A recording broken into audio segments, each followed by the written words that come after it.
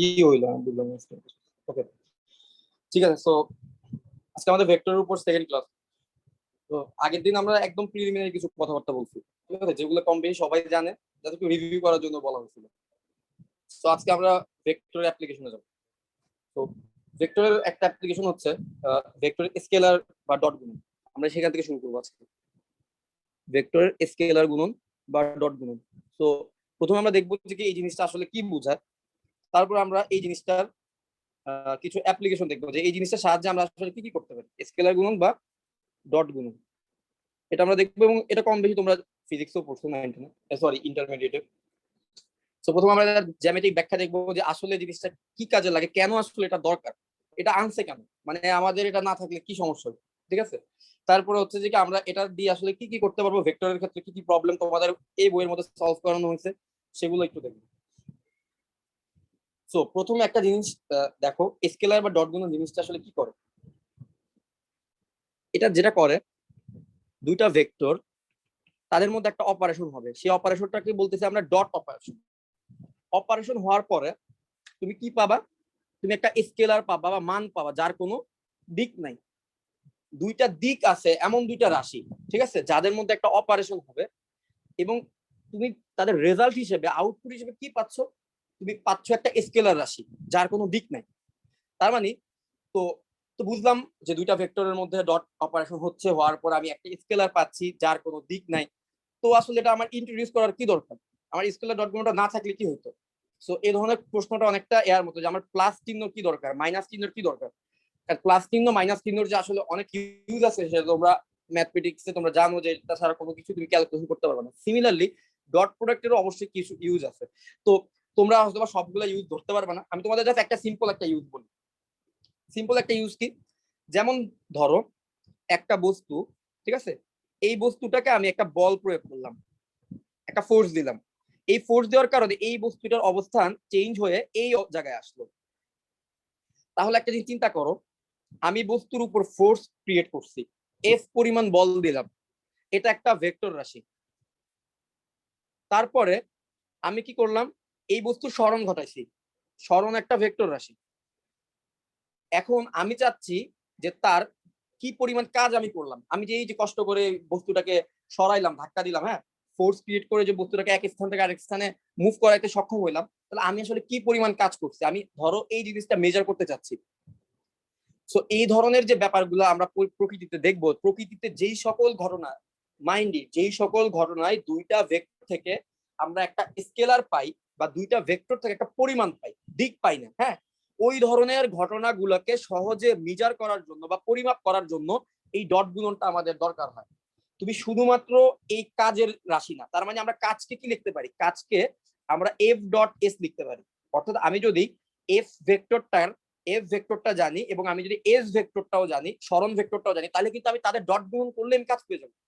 খুবই সিম্পল। তো এই ধরনের প্রকৃতিতে যত ধরনের ঘটনা থাকবে যেখানে আমরা দুইটা ভেক্টরের অপারেশন থেকে দুইটা ভেক্টরের কাজ করবে, কিন্তু আমি রেজাল্ট হিসেবে পাবো একটা স্কেলার, ওই ধরনের ঘটনাগুলোকে ব্যাখ্যা করার জন্য, ওই ধরনের ঘটনাগুলোর সলিউশন বের করার জন্য আমাদের ডট গুণনের কনসেপ্টটাকে ম্যাথমেটিশিয়ানরা বলো বা বিজ্ঞানীরা বলো তারা ইন্ট্রোডিউস করছে। তোমাকে বুঝতে পারছো যে ডট গুণনটা কেন আমাদের দরকার। সো এখন ধরো যে ডট গুণন জিনিসটা আসলে জ্যামিতিক ভাবে এটা কি বোঝায়, তো আমি সেটা একটু এক্সপ্লেন করি। দেখো, ধরো এটা একটা বিন্দু, এই বিন্দুর উপর এখানে একটা বল কাজ করতেছে। একটা বল এই ডিরেকশনে, এ পরিমাণ বল, এ পরিমাণ বল এই ডিরেকশনে কাজ করতেছে। আরেকটা বল ধরো এই ডিরেকশনে কাজ করতেছে, এটা বি পরিমাণ বল। তাহলে আসলে ডট গুণন দিয়ে আসলে কি বোঝা, ধরলাম তাদের মধ্যবর্তী কোণ হচ্ছে আলফা, তাহলে এখন বা থিটা ধরো, তাহলে এখন ডট গুণন দিয়ে আসলে জ্যামিতিক ভাবে কি বোঝায়। সো যখন আমি এই যে দুইটা ভেক্টরের ডট গুণন করব, প্রথমে তো তোমরা বুঝতেই পারলা যে ডট গুণন হচ্ছে কোন জায়গায় আমরা ব্যবহার করি, আমরা এমন সব জায়গায় ব্যবহার করি যেই সকল জায়গায় দুইটা ভেক্টর থেকে আমরা একটা স্কেলার পাই বা একটা মান পাই, ওই সকল জায়গায় আমরা ডট গুণনকে ব্যবহার করি। এতটুকু তো প্রথমে বুঝতে পারছো। এখন আসো আমরা বোঝার চেষ্টা করি যে ডট গুণনটা আসলে কি বোঝায়। তো ডট গুণনটা যেটা বোঝায়, ধরো এখানে একটা ভেক্টর এ, এখানে একটা ভেক্টর বি, দুইটা ভেক্টরে দুইটা নির্দিষ্ট দিক আছে, কারণ ভেক্টর মানে একটা দিক রাশি, মানে একটা ভেক্টর এই ডিরেকশনে কাজ করতেছে আর একটা হচ্ছে অন্য একটা ডিরেকশনে কাজ করতেছে।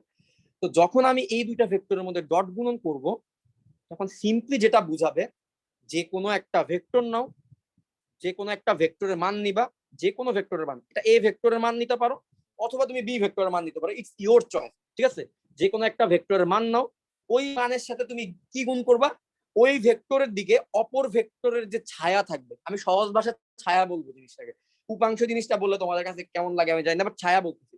যে কোনো একটা ভেক্টরের মান নিবা, ওই মানের সাথে অপর যে একটা ভেক্টরের যে ডট গুণ সেটা তো দুইটা ভেক্টরের মাঝখানে হবে, তাহলে তুমি দুইটা ভেক্টরের মধ্যে যে কোনো একটা ভেক্টর নাও, নিলাম যে কোনো একটা ভেক্টর, নেওয়ার পরে তার সাথে তুমি গুণ করবা অপর ভেক্টরের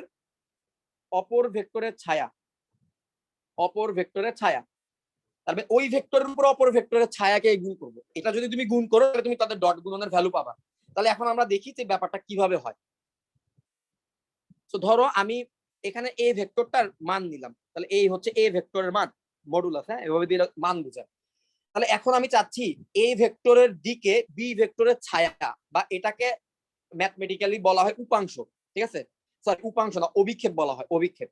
তাহলে এই দেখো তো, এই যদি আমার বি ভেক্টরটা হয়, এটা হচ্ছে আমার বি ভেক্টরটা, তাই তো? এটা তো আমার বি ভেক্টরটা। তাহলে বি ভেক্টরের ছায়া চাচ্ছি এই ভেক্টরের উপর, বা বি ভেক্টরের উপাংশ। তার একটা কাজ করি, তো দেখি তো এই যে বি ভেক্টরের ছায়াগুলো পড়বে এই ভেক্টর উপর পড়লে আমি বেসিক্যালি কতটুকু অংশ পাবো?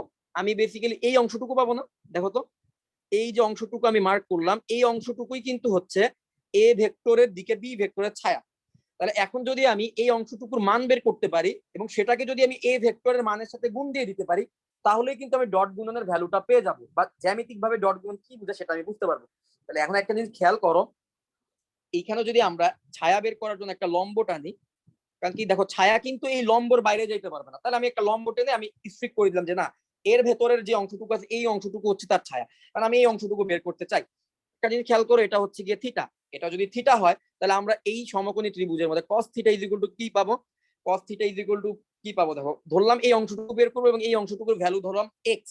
তাহলে আমি দেখো তো এই ত্রিভুজের ভূমি হচ্ছে x, এই ত্রিভুজের অতিভুজ কি b, b ভেক্টরের মান, তার মানে আমি পাবো cos theta is equal two ভূমি বাই অতিভুজ মানে x বাই b। আচ্ছা একটা জিনিস বলি, আমাদের এখানে বৃষ্টি হইতেছে, ঠিক আছে? তার মানে আমার নেট কিন্তু একটু আনস্টেবল থাকতে পারে, আমার কোনো কথা যদি না বুঝো অথবা যদি আমি ডিসকানেক্টেড হয়ে যাই আমাকে একটু ইনফর্ম করবো, আমি হয়তো ডাটা কানেক্ট হবো, ঠিক আছে? আচ্ছা তো cos theta is equal to আমি পাবো এই ত্রিভুজের ভূমি বাই অতিভুজ x বাই b। তো ওইখান থেকে আমার তো টার্গেট হচ্ছে x এর মান বের করা, তাহলে x ইজ ইকুয়াল টু আমি কি লিখতে পারি? x ইজ ইকুয়াল টু আমি লিখতে পারি b cos theta, b cos theta লিখতে পারি। তো আমরা আমার যে জিনিসটা টার্গেট ছিল x বের করা সেটা আমি বের করে ফেললাম। তার মানে a ডট b কে আমি আসলে কি লিখতে পারতেছি? a ডট b কে আমি লিখতে পারতেছি a এর মান ইনটু b এর মান ইনটু cos থিটা। তাহলে এখন কথা হচ্ছে তুমি যদি এমন করতে, আমি যেখানে প্রথমে বলছি এখানে কিন্তু যে কোনো একটা ভেক্টর নিলেই তুমি তোমার সলিউশন কিন্তু আমি এ ভেক্টর নিছি এবং এ ভেক্টরের দিকে বি ভেক্টরের উপাংশ নিছি, সেটা যে অ্যান্সার আসে, তুমি যদি একটা কাজ করতা বি ভেক্টর নিতা, বি ভেক্টর নিয়ে বি ভেক্টরের দিকে এ ভেক্টর উপাংশ নিতা, দেখো এই হচ্ছে এ ভেক্টর, এ ভেক্টরের বি ভেক্টরের দিকে ছায়া হচ্ছে এই অংশটুকু, তুমি যদি করতা তাহলে তুমি পাইতা এই অংশটুকুর ভ্যালু পাইতা এ cos থিটা, এ cos থিটা পাইতা, আর ওইটা থাকতো বি, তাহলে আবারও তুমি কি পাইতা? এ বি cos থিটা। তার মানে যে কোনো ভেক্টরে দুইটা ভেক্টরের ডট গুণনের মান কত হবে? A dot B is equal to আসবে এ বি cos থিটা। তোমরা কি জ্যামিতিক ব্যাখ্যাটা বুঝতে পারছো? A dot B is equal to কিভাবে এ বি cos থিটা আসে? জি ভাইয়া। জি ভাই বুঝতে পারছি। জি ভাইয়া আমি পেরেছি। ওকে স্যার বুঝতে ওকে পারছি। Very good. তাহলে আমরা ডট গুণন থেকে কিভাবে আসলে A dot B is equal to A B cos theta লিখতে পারি সেটা আমরা বুঝতে পারলাম। আচ্ছা এবার আরেকটা জিনিস খেয়াল করো, যে এইখানে আমরা যেই ভ্যালুটা পাচ্ছি সেই ভ্যালুটার ক্ষেত্রে আমি একটা জিনিস বলি তোমাদেরকে। একটা ব্যাপার হচ্ছে আহ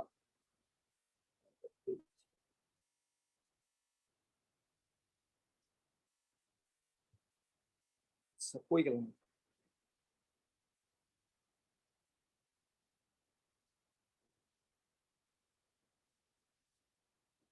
আচ্ছা এবার একটা জিনিস দেখো, এ বি cos থিটা যেটা, হ্যাঁ এটা হচ্ছে আমাদের একটা ভেক্টরকে আমরা দুই ভাবে প্রকাশ করতে পারি। তো এই জিনিসটা একটু মাথায় রাখবা, একটা ভেক্টরকে একটা হইতে পারে যে তুমি উপাংশের মাধ্যমে প্রকাশ করলা, হ্যাঁ তুমি চাইলে ওইভাবে করতে পারবা।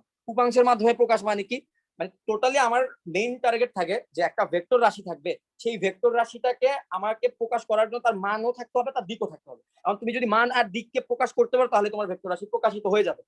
সো এমন হইতে পারে যে আমি ওই ভেক্টরের মান বললাম যে এই ভেক্টর মান হচ্ছে এ, এই ভেক্টর মান হচ্ছে আরেকটার মান হচ্ছে বি, এবং তাদের মধ্যবর্তী কোণ হচ্ছে থিটা। এইভাবে আমি তাদের মান আর দিক কিন্তু প্রকাশ করতে পারি। দুইটা ভেক্টর মান বলে দিলাম এবং তাদের মধ্যবর্তী কোণ বলে দিলাম, তাহলে তুমি বলতে পারবে, বুঝতে পারবে, ও আচ্ছা তাহলে এই ভেক্টর আর এই ভেক্টর এত ডিগ্রি অ্যাঙ্গেলে কাজ করতেছে, এইভাবে এইভাবে তাদের অবস্থান। এটা হলো একটা প্রকাশভঙ্গি। আরেকটা ওয়ে হতে পারে, আমি বলে দিতে পারি যে না, এই ভেক্টরটা হচ্ছে এমন একটা ভেক্টর যেই ভেক্টরের এক্স অক্ষ বরাবর 3 অংশ আছে, 3i + 4j + 5k। মানে এই ভেক্টরটা এক্স অক্ষ বরাবর 3 অংশ আছে, তার ওয়াই অক্ষ বরাবর তার 4 অংশ আছে, জেড অক্ষ বরাবর তার 5 অংশ আছে। এই টোটাল জিনিসটা মিলে হচ্ছে এই ভেক্টর। তাহলে এইভাবেও তুমি আইজেকে এর মাধ্যমে একটা ভেক্টরকে প্রকাশ করতে পারো। আবার বি ভেক্টরটাকেও কিন্তু তুমি চাইলে এভাবে আইজেকে এর মাধ্যমে প্রকাশ করতে পারো, 6i + 7j + 8k। তাহলে দুইভাবে তুমি একটা ভেক্টরকে প্রকাশ করতে পারো। যখন তুমি একটা ভেক্টরকে এ ভেক্টর, বি ভেক্টর এবং তাদের থিটা, তাদের মধ্যবর্তী কোণ আকারে প্রকাশ করবা, তখন তুমি কিভাবে তাদের ডট গুণনের ভ্যালু বের করবা? তখন তুমি তাদের ডট গুণনের ভ্যালু করবা এ বি cos থিটা। আর যদি তোমার ভেক্টরটাকে উপাংশ আকারে দেওয়া থাকে, উপাংশ আকারে মানে কি, তার এক্স অক্ষ, ওয়াই অক্ষ, জেড অক্ষ বরাবর তার প্রভাবগুলো যদি দেওয়া থাকে, যে কোন এক্স অক্ষ বরাবর তার ছায়া কতটুকু, ওয়াই অক্ষ বরাবর তার ছায়া কতটুকু, আর জেড অক্ষ বরাবর তার ছায়া কতটুকু, এভাবে যদি দেওয়া থাকে আইজেকে, তখনও কিন্তু ডট গুণন হিসাব করা যায়। তখনকার ডট গুণনের মেজারটা আমি একটু বলবো। তো এই দুইটা জিনিস বুঝলে আমরা এরপরে প্রবলেম সলভিং এ যেতে পারবো। ঠিক আছে, আজকে আমরা মেইনলি প্রবলেমই সলভ করবো। তাহলে এখন দেখো, ধরে নিলাম, আমি একটু জেনারেল ইয়াতে দেখাই যে এ ভেক্টরটাকে ধরলাম এইভাবে লেখা হইলো যে এক্স এক্স আই যোগ ওয়াই জে যোগ জেড কে। তাহলে তো এখানে উপাংশ আকারে দিলাম। আবার বি ভেক্টরটাকে আমি লিখলাম যে পি আই যোগ কিউ জে যোগ ধরলাম আর কে। এভাবে লিখলাম। তাহলে যখন আমি উপাংশ আকারে দিব এবং যখন আমি বলবো যে উপাংশ আকারে দুইটা ভেক্টর আছে, তাদের মধ্যে ডট গুণন করবো, তখন আমার কি করতে হবে? তখন আমার যেটা করতে হবে, এই যে আই এর উপাংশগুলো দেখতেছো না, আই এর সাথে তার সহগ, জে এর সাথে তার সহগ, কে এর সাথে তার সহগ, এদেরকে আমি জাস্ট গুণ করে দিলেই হবে। এবং তার ব্যাখ্যাটা আমি দিচ্ছি কেন গুণ করে দিলেই হয়। সো আই এর সহগ দেখো তো, এইটার আই এর সহগ হচ্ছে গিয়ে, এটার আই এর সহগ হচ্ছে গিয়ে এক্স, আর এটার আই এর সহগ হচ্ছে পি। তাহলে মানে আমাদের এ ডট বি এর ভ্যালু হবে এক্স পি যোগ এটার যে এর সহগ হচ্ছে ওয়াই, এটার যে এর সহগ হচ্ছে কিউ। তাহলে আমরা পাবো ওয়াই কিউ প্লাস এটার কে এর সহগ হচ্ছে জেড, এটার কে এর সহগ হচ্ছে আসলে জেড আর। সো আমরা A dot B is equal to পাচ্ছি এক্স পি যোগ ওয়াই কিউ যোগ জেড আর। এখন প্রশ্ন কিন্তু আসা স্বাভাবিক, আচ্ছা ভাইয়া দুইটা জিনিসের যখন আমি গুণ করতেছি বা ডট গুণ করতেছি, তাহলে আমি শুধুমাত্র আই এর গুলোর সাথে কেন গুণ করতেছি? এমনকি হইতে পারতো না যে আই এর সহগ হচ্ছে এক্স আই এর সাথে কি কিউ জে গুণ হইতে পারতো না? তাহলে X Q into I J হইতো। এইটা কেন আপনি লিখলেন না? শুধু আপনি আই এর গুলাকে পরপর গুণ করলেন, আবার জে এর গুলাকে গুণ করলেন, আই এর সাথে জে কে কেন গুণ করলেন না? বা আই এর সাথে কে কে কেন গুণ করলেন না? এটাও একটা প্রশ্ন। তো আমরা সেই প্রশ্নের অ্যান্সারটা দেখো, এটা দেওয়ার চেষ্টা করি। অবশ্যই সবগুলাই গুণ হয়, সবগুলাই গুণ হয়, কিন্তু আই এর সাথে যখন জে এর গুণ হয় তখন জিনিসটা ক্যান্সেল আউট হয়ে যায়। কিভাবে ক্যান্সেল আউট হয় তো সেটাও একটু দেখো। তো যখন আমি এক্স আই, এইটা যখন মনে করো গুণ হবে কার সাথে, এক্স আই যখন ধরো কিউ জে এর সাথে গুণ হইলো, তো গুণ হইলে কি হবে, এই এক্স আর কিউ গুণ হয়ে যাবে এবং আই আর জে এর মধ্যে ডট গুণন হবে। আচ্ছা, আমরা ডট গুণনের মানটা কি জানি? আমরা ডট গুণনের মান জানি ওই দুইটা ভেক্টরের মানের গুণফল ইনটু তাদের মধ্যবর্তী কোণের cos থিটা। তাহলে একটা জিনিস খেয়াল করো, এক্স কিউ আমরা প্রথমে বলছিলাম আগের ক্লাসে আই হচ্ছে একক ভেক্টর, তার মানে আই এর মান হচ্ছে 1, জে হচ্ছে একক ভেক্টর, তার মান হচ্ছে 1।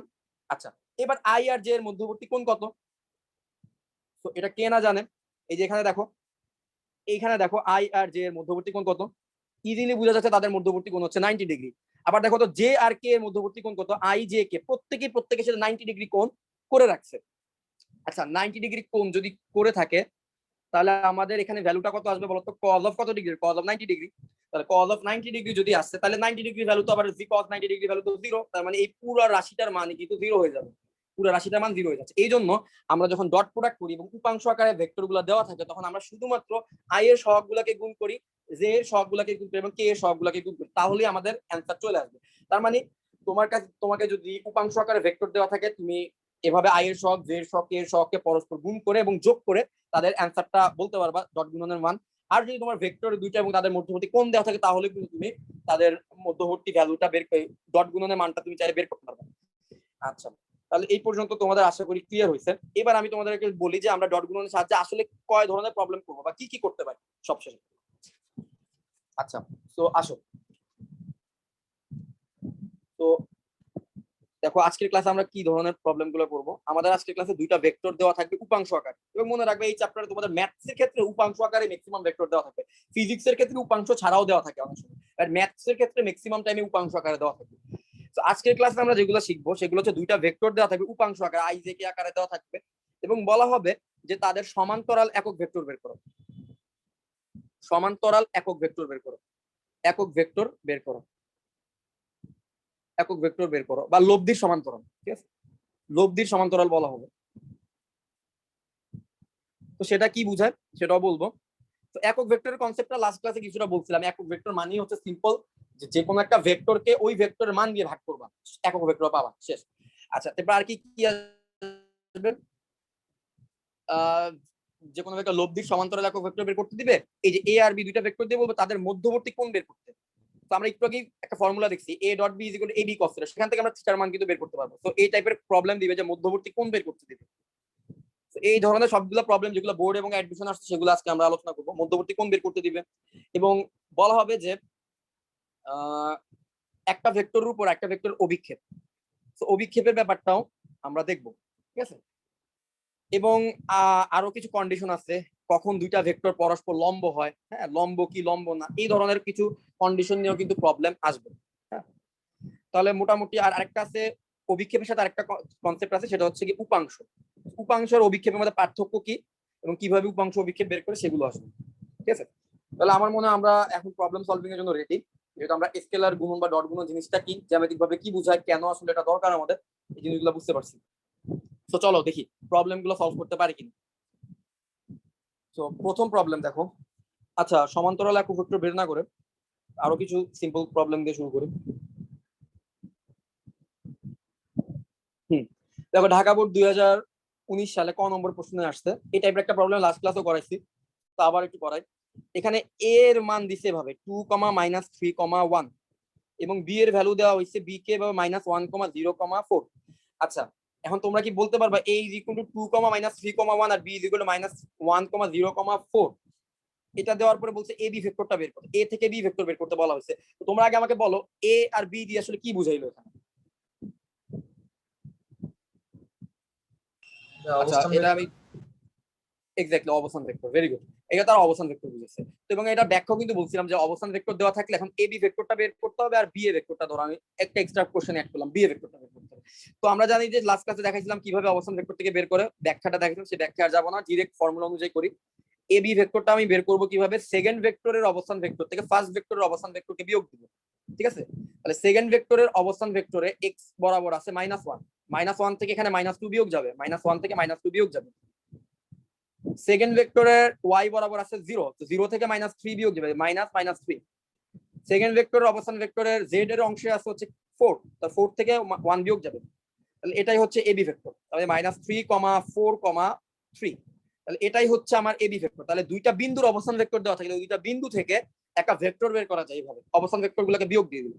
তার মানে নিশ্চয়ই তোমরা এখন যদি তোমাদেরকে যদি এখন বি এ ভেক্টরটা বের করতে বলা হয়, তোমরা সেটাও নিশ্চয়ই বের করতে পারবা। তাহলে কি করবা, এ ভেক্টরের অবস্থান ভেক্টর থেকে বি ভেক্টর অবস্থান ভেক্টর বিয়োগ দিয়ে দিবে, তাই তো? এ ভেক্টরের অবস্থান ভেক্টর থেকে বি ভেক্টর অবস্থান ভেক্টর বিয়োগ দিয়ে দিলেই তোমাদের অ্যান্সারটা তোমরা পেয়ে যাবে এখানে। তাহলে ওইটা নিশ্চয় আর দেখানো দরকার নেই। আচ্ছা, তো এটা আগের দিনের প্রবলেম ছিল। আরেকটা প্রবলেম দেখি এখানে। দেখো, এখানে একটা ভেক্টর দেওয়া হলো এ, এ ভেক্টরটা দেওয়া হয়েছে i যোগ 2j - k এবং বি ভেক্টরটা দেওয়া হইলো -2i যোগ 3j যোগ 4k। ওকে, আচ্ছা, সো এটা হচ্ছে এ ভেক্টর আর এটা হচ্ছে গিয়ে আমাদের বি ভেক্টর, দুটো ভেক্টর দিতে। এরপর বলছে কি এই ভেক্টর দ্বয় লব্ধি বের করো, লব্ধি বের করো এবং লব্ধির মান নির্ণয় করো। আচ্ছা, এখন বলো লব্ধি মানে কি দুইটা ভেক্টরকে যোগ করতে হবে, বাট ভেক্টরের যোগ কি সাধারণ যোগের মতো হয়? হয় না। কিন্তু যেহেতু এই ভেক্টর দুইটাকে উপাংশ আকারে দেওয়া আছে, তাইলে তুমি কিন্তু সাধারণ যোগের মতো যোগ করতে পারবা। যদি উপাংশ আকারে দেওয়া না থাকতো, মাঝখানে একটা অ্যাঙ্গেল দেওয়া থাকতো, তখন তোমাকে ওই ভেক্টর দ্বয়ের লব্ধি বের করার জন্য কি করতে হইতো, সামান্তরিক সূত্র কিন্তু অ্যাপ্লাই করা লাগতো। এই যে এই যে যেমন আমরা করতাম a স্কয়ার যোগ b স্কয়ার যোগ 2ab cos theta cos alpha, তাদের মধ্যবর্তী কেন আলফা হইলে এটা যদি a ভেক্টর এটা b ভেক্টর হয়, সামান্তরিক সূত্রে কি করতাম, লব্ধি r = a √ a স্কয়ার যোগ b স্কয়ার যোগ 2ab cos অফ তাদের মধ্যবর্তী কোণ আলফা। এটাই তোমরা ফিজিক্সে করছো। কিন্তু যেহেতু এখানে উপাংশ আকারে ভেক্টর দুটো দেওয়া আছে, তাহলে আমরা কেন সিম্পলি তাদেরকে উপাংশগুলোকে যোগ করে দিলে আমরা তাদের লব্ধি পাবো। তো আমাদের জন্য কাজটা অনেক সিম্পল হয়ে গেছে। তাহলে আমাদের এখানে কি বলছে, প্রথমে লব্ধি ভেক্টরটা বের করতে বলছে। তো লব্ধি ভেক্টর কি করব, a ভেক্টর যোগ b ভেক্টর করব। তাহলে এখানে i এর উপাংশগুলো যোগ হবে 1i এর সাথে -2i যোগ করলে আমরা পাবো -i, 2j এর সাথে 3j যোগ করলে আমরা পাবো 5j, -k এর সাথে +4k যোগ করলে আমরা পাবো +3k। আচ্ছা, তাহলে আমরা এই যে এটা হচ্ছে আমাদের লব্ধি ভেক্টর, তাহলে লব্ধি ভেক্টরটা বের করতে পারছি। এখন আসো যে লব্ধি ভেক্টরটা বের করলাম, তো কথা হচ্ছে যে লব্ধি ভেক্টর কি বের করতে বলছে, লব্ধি ভেক্টর এবং তার মান নির্ণয় করতে বলছে। আচ্ছা, কোন একটা ভেক্টর যখন উপাংশ আকারে দেওয়া থাকে, ইউসা বলতে পারবা তার মান কিভাবে বের করে? উপাংশ আকারে যখন দেওয়া থাকে তখন এই ভেক্টরের শুধুমাত্র মানটা চাচ্ছি, দিক না, তাহলে এই মানটা কিভাবে বের করব?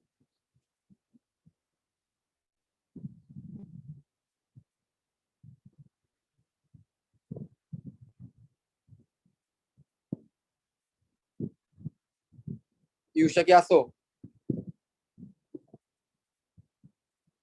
আচ্ছা, এনিওয়ান তোমরা পারবা এটার মান কিভাবে বের করে একটা ভেক্টর যখন উপাংশ আকারে দেওয়া থাকে i j k এর মাধ্যমে?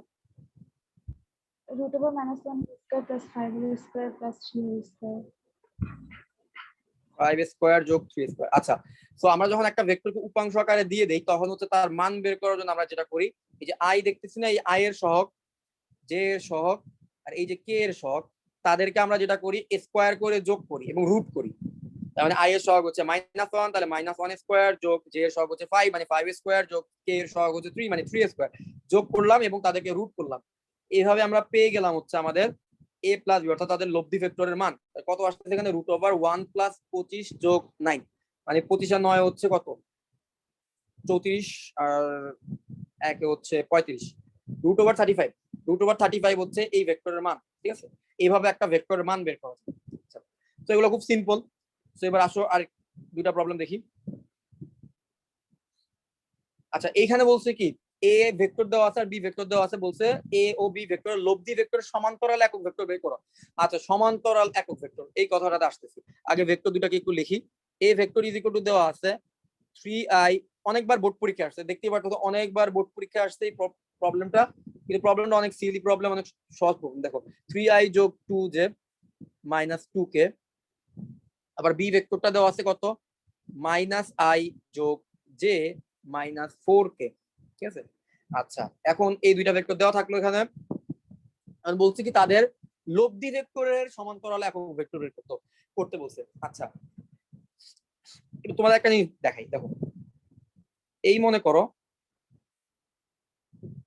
একটা ভেক্টর, হ্যাঁ এই মনে করো একটা ভেক্টর, তার মান হচ্ছে 5i। ওকে, 5i এর একক ভেক্টর বের করার জন্য আমরা কি করবো, 5i কে তার মান দিয়ে ভাগ দিব, 5 দিয়ে ভাগ দিব, তাই তো, তার মানে আমরা পাবো শুধু i, মানে এই হচ্ছে কি তার একক ভেক্টরটা। আচ্ছা দেখো তো, ভেক্টরের ক্ষেত্রে সমান্তরাল ভেক্টর আর ওই ভেক্টরটার মধ্যে কি আদৌ কোনো পার্থক্য আছে? ভেক্টরের ক্ষেত্রে দুইটা জিনিস যদি সমান হয় তখন আমরা বলি ওই দুইটা ভেক্টর আসলে একই জিনিস। একটা কি, একটা হচ্ছে ওই ভেক্টরের মান আর একটা হচ্ছে ওই ভেক্টরের দিক।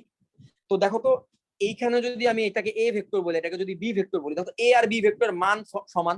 আবার দেখো তো এ আর বি ভেক্টর সমান্তরাল, সমান্তরাল মানেই কিন্তু তাদের দিকও সমান, তাদের দিক দেখো তারা কিন্তু একই দিকে মুখ করে আছে, তাদের দিকও কিন্তু সমান, তাদের মানও সমান, তাদের দিকও সমান। তাহলে বলতো যেটা এই ভেক্টরের একক ভেক্টর হবে সেটা কিন্তু এই ভেক্টরেরও একক ভেক্টর হবে। একক ভেক্টরের কাজ হচ্ছে তোমাকে একটা দিক দেওয়া, ডিরেকশন দেওয়া। ঠিক আছে, তো সেটা কোনো মান দেয় না, তোমাকে শুধুমাত্র দিক দেয় যে না তুমি কোন দিকে কাজ করবে। ঠিক আছে, তাহলে দেখো তো যেই ডিরেকশনটা আমাদের এই ভেক্টরের একক ভেক্টর দিচ্ছে, একই ডিরেকশনে কিন্তু আমার এই বি ভেক্টরের একক ভেক্টরও মুভ করে আছে। তাহলে কোনো একটা ভেক্টরে যদি কখনো কোশ্চেনে যদি বলা হয় যে লব্ধির সমান্তরাল একক ভেক্টর বের করো, তাহলে তুমি আসলে কি করবা? তুমি বেসিক্যালি লব্ধির একক ভেক্টর বের করলেই তোমার অ্যান্সার শেষ। তোমার কথা বুঝতে পারছো? যদি কখনো কোথাও বলা থাকে যে লব্ধির সমান্তরাল একক ভেক্টর বের করো, সিম্পল কাজ হচ্ছে লব্ধি বের করো, ওই লব্ধির একক ভেক্টর বের করো। লব্ধির একক ভেক্টর বের করলে তুমি লব্ধির সমান্তরাল একক ভেক্টর পাবা, কারণ যেটা লব্ধির একক ভেক্টর সেটাই লব্ধির সমান্তরাল একক ভেক্টর। কারণ ভেক্টরের মান আর দিক সমান্তরাল ভেক্টরও যদি তুমি নাও তার ডিরেকশন তো একই দিকেই থাকে, তার মানে যেটা লব্ধির একক ভেক্টর সেটা তার সমান্তরাল ভেক্টর গুলোরও একক ভেক্টর হয়। এই কথাটা কি বুঝতে পারছো? লব্ধির একক ভেক্টর তার সমান্তরাল ভেক্টরের একক ভেক্টর যে আসলে একই। জি ভাইয়া বুঝছি। আচ্ছা ঠিক আছে, তাহলে এখানে বলা হয়েছে যে লব্ধি ভেক্টরের সমান্তরাল একক ভেক্টর বের করো। তাহলে আমরা একটা কাজ করি, আমরা এটা লব্ধি ভেক্টরটা বের করি। লব্ধি ভেক্টরটা বের করার পরে ওই লব্ধি ভেক্টরটাকে হ্যাঁ নবীন বলো।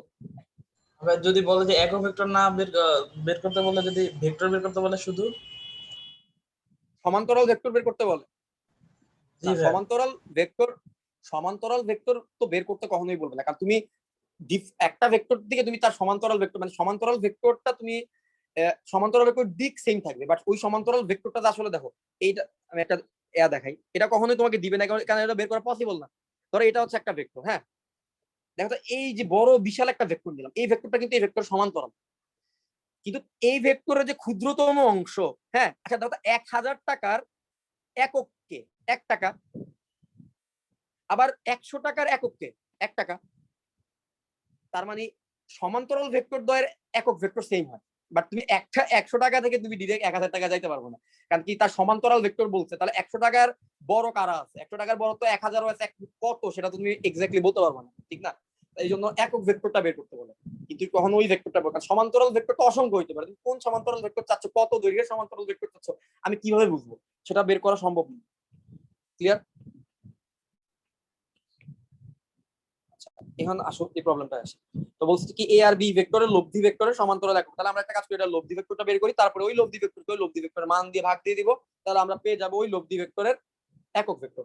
তাহলে এ আর বি কে আমি যোগ করব, এখানে এ আর বি কে যোগ করলে আমরা কত পাচ্ছি, 3r মাইনাস আই মানে পাচ্ছি প্লাস 2i প্লাস 3j আর মাইনাস 6k, তাহলে আমরা পেয়ে গেলাম তাদের লব্ধি, এটা হয়ে গেল তাদের লব্ধি ভেক্টর। এখন আমাদের কাজ কি, একক ভেক্টর বের করা। তাহলে আমরা a প্লাস বি ভেক্টরকে যদি a প্লাস বি এর মডুলাস দিয়ে ভাগ করি, মডুলাস মানে হচ্ছে a প্লাস বি এর মান, a প্লাস বি এর মান দিয়ে যদি ভাগ করি তাহলে আমরা কি পাবো, তাহলে আমি পেয়ে যাব এই ভেক্টরের লব্ধি ভেক্টরের একক ভেক্টর। আচ্ছা এখন দেখো তার মানটা কত আসে, মান আমরা কি জানি, মান বের করার জন্য রুট ওভার আই এর সহগ স্কোয়ার 2 স্কোয়ার যোগ 3 স্কোয়ার যোগ মাইনাস 6 স্কোয়ার। ওকে, তাহলে এই হয়ে গেল, তাহলে এখান থেকে আমরা পাচ্ছি 2i যোগ 3j minus 6k divided by 9 আর 36, 36 45 45 49, 49 কে যদি রুট করি পাবো 7। ওকে, তো পাচ্ছি 7, তাহলে এটাই হয়ে গেল আমাদের অ্যান্সার। এভাবে লিখতে পারো sorry 1/7 into 2i plus 3j minus 6k, তাহলে এটাই হয়ে গেল আমাদের লব্ধি ভেক্টরের একক ভেক্টর। ওকে, তাহলে এই প্রবলেমটা আশা করি বুঝতে পারছো। তো এখন তোমাদের একটা প্রবলেম আমি করতে দিই, এই কোশ্চেনটা আসলে দেখতে পাচ্ছি বুয়েটে 2003-4 সালে আসছে এই প্রবলেমটা। দেখো তো এখানে তোমাকে পি বিন্দুর অবস্থান ভেক্টর দেওয়া আছে P1,1,1 আর কিউ বিন্দুর অবস্থান ভেক্টর দেওয়া আছে 3,2,-1। তোমার কাজ হচ্ছে প্রথমে পি কিউ ভেক্টরটা বের করা, পি কিউ ভেক্টর বের করা, তারপরে তোমার পি কিউ ভেক্টরের সমান্তরাল একক ভেক্টর বের করা, অর্থাৎ পি কিউ ভেক্টরকে পি কিউ ভেক্টরের মান দিয়ে ভাগ দিবা। তো এইটা আমি চাই তোমরা সবাই একটু ট্রাই করবা, এটা বুয়েটে আসছিল প্রবলেমটা, এবং এটার কনসেপ্ট তোমাদের অলরেডি অবশ্যই আছে, এটা করতে পারবা। তাহলে পি কিউ ভেক্টরটা বের করো, অবস্থান ভেক্টর থেকে কিভাবে ভেক্টর বের করে সেটাও নিশ্চয়ই জানো। অবস্থান ভেক্টরটা বের করে অবস্থান ভেক্টরের সাথে পি কিউ ভেক্টর বের করে পি কিউ ভেক্টর মানও বের করবা, এরপর ভাগ দিয়ে দিবা এবং আমাকে অ্যান্সারটা বলবা, যাকে জিজ্ঞেস করবো সে আমাকে অ্যান্সারটা বলবা। সবাই এটা একটু চেষ্টা করো।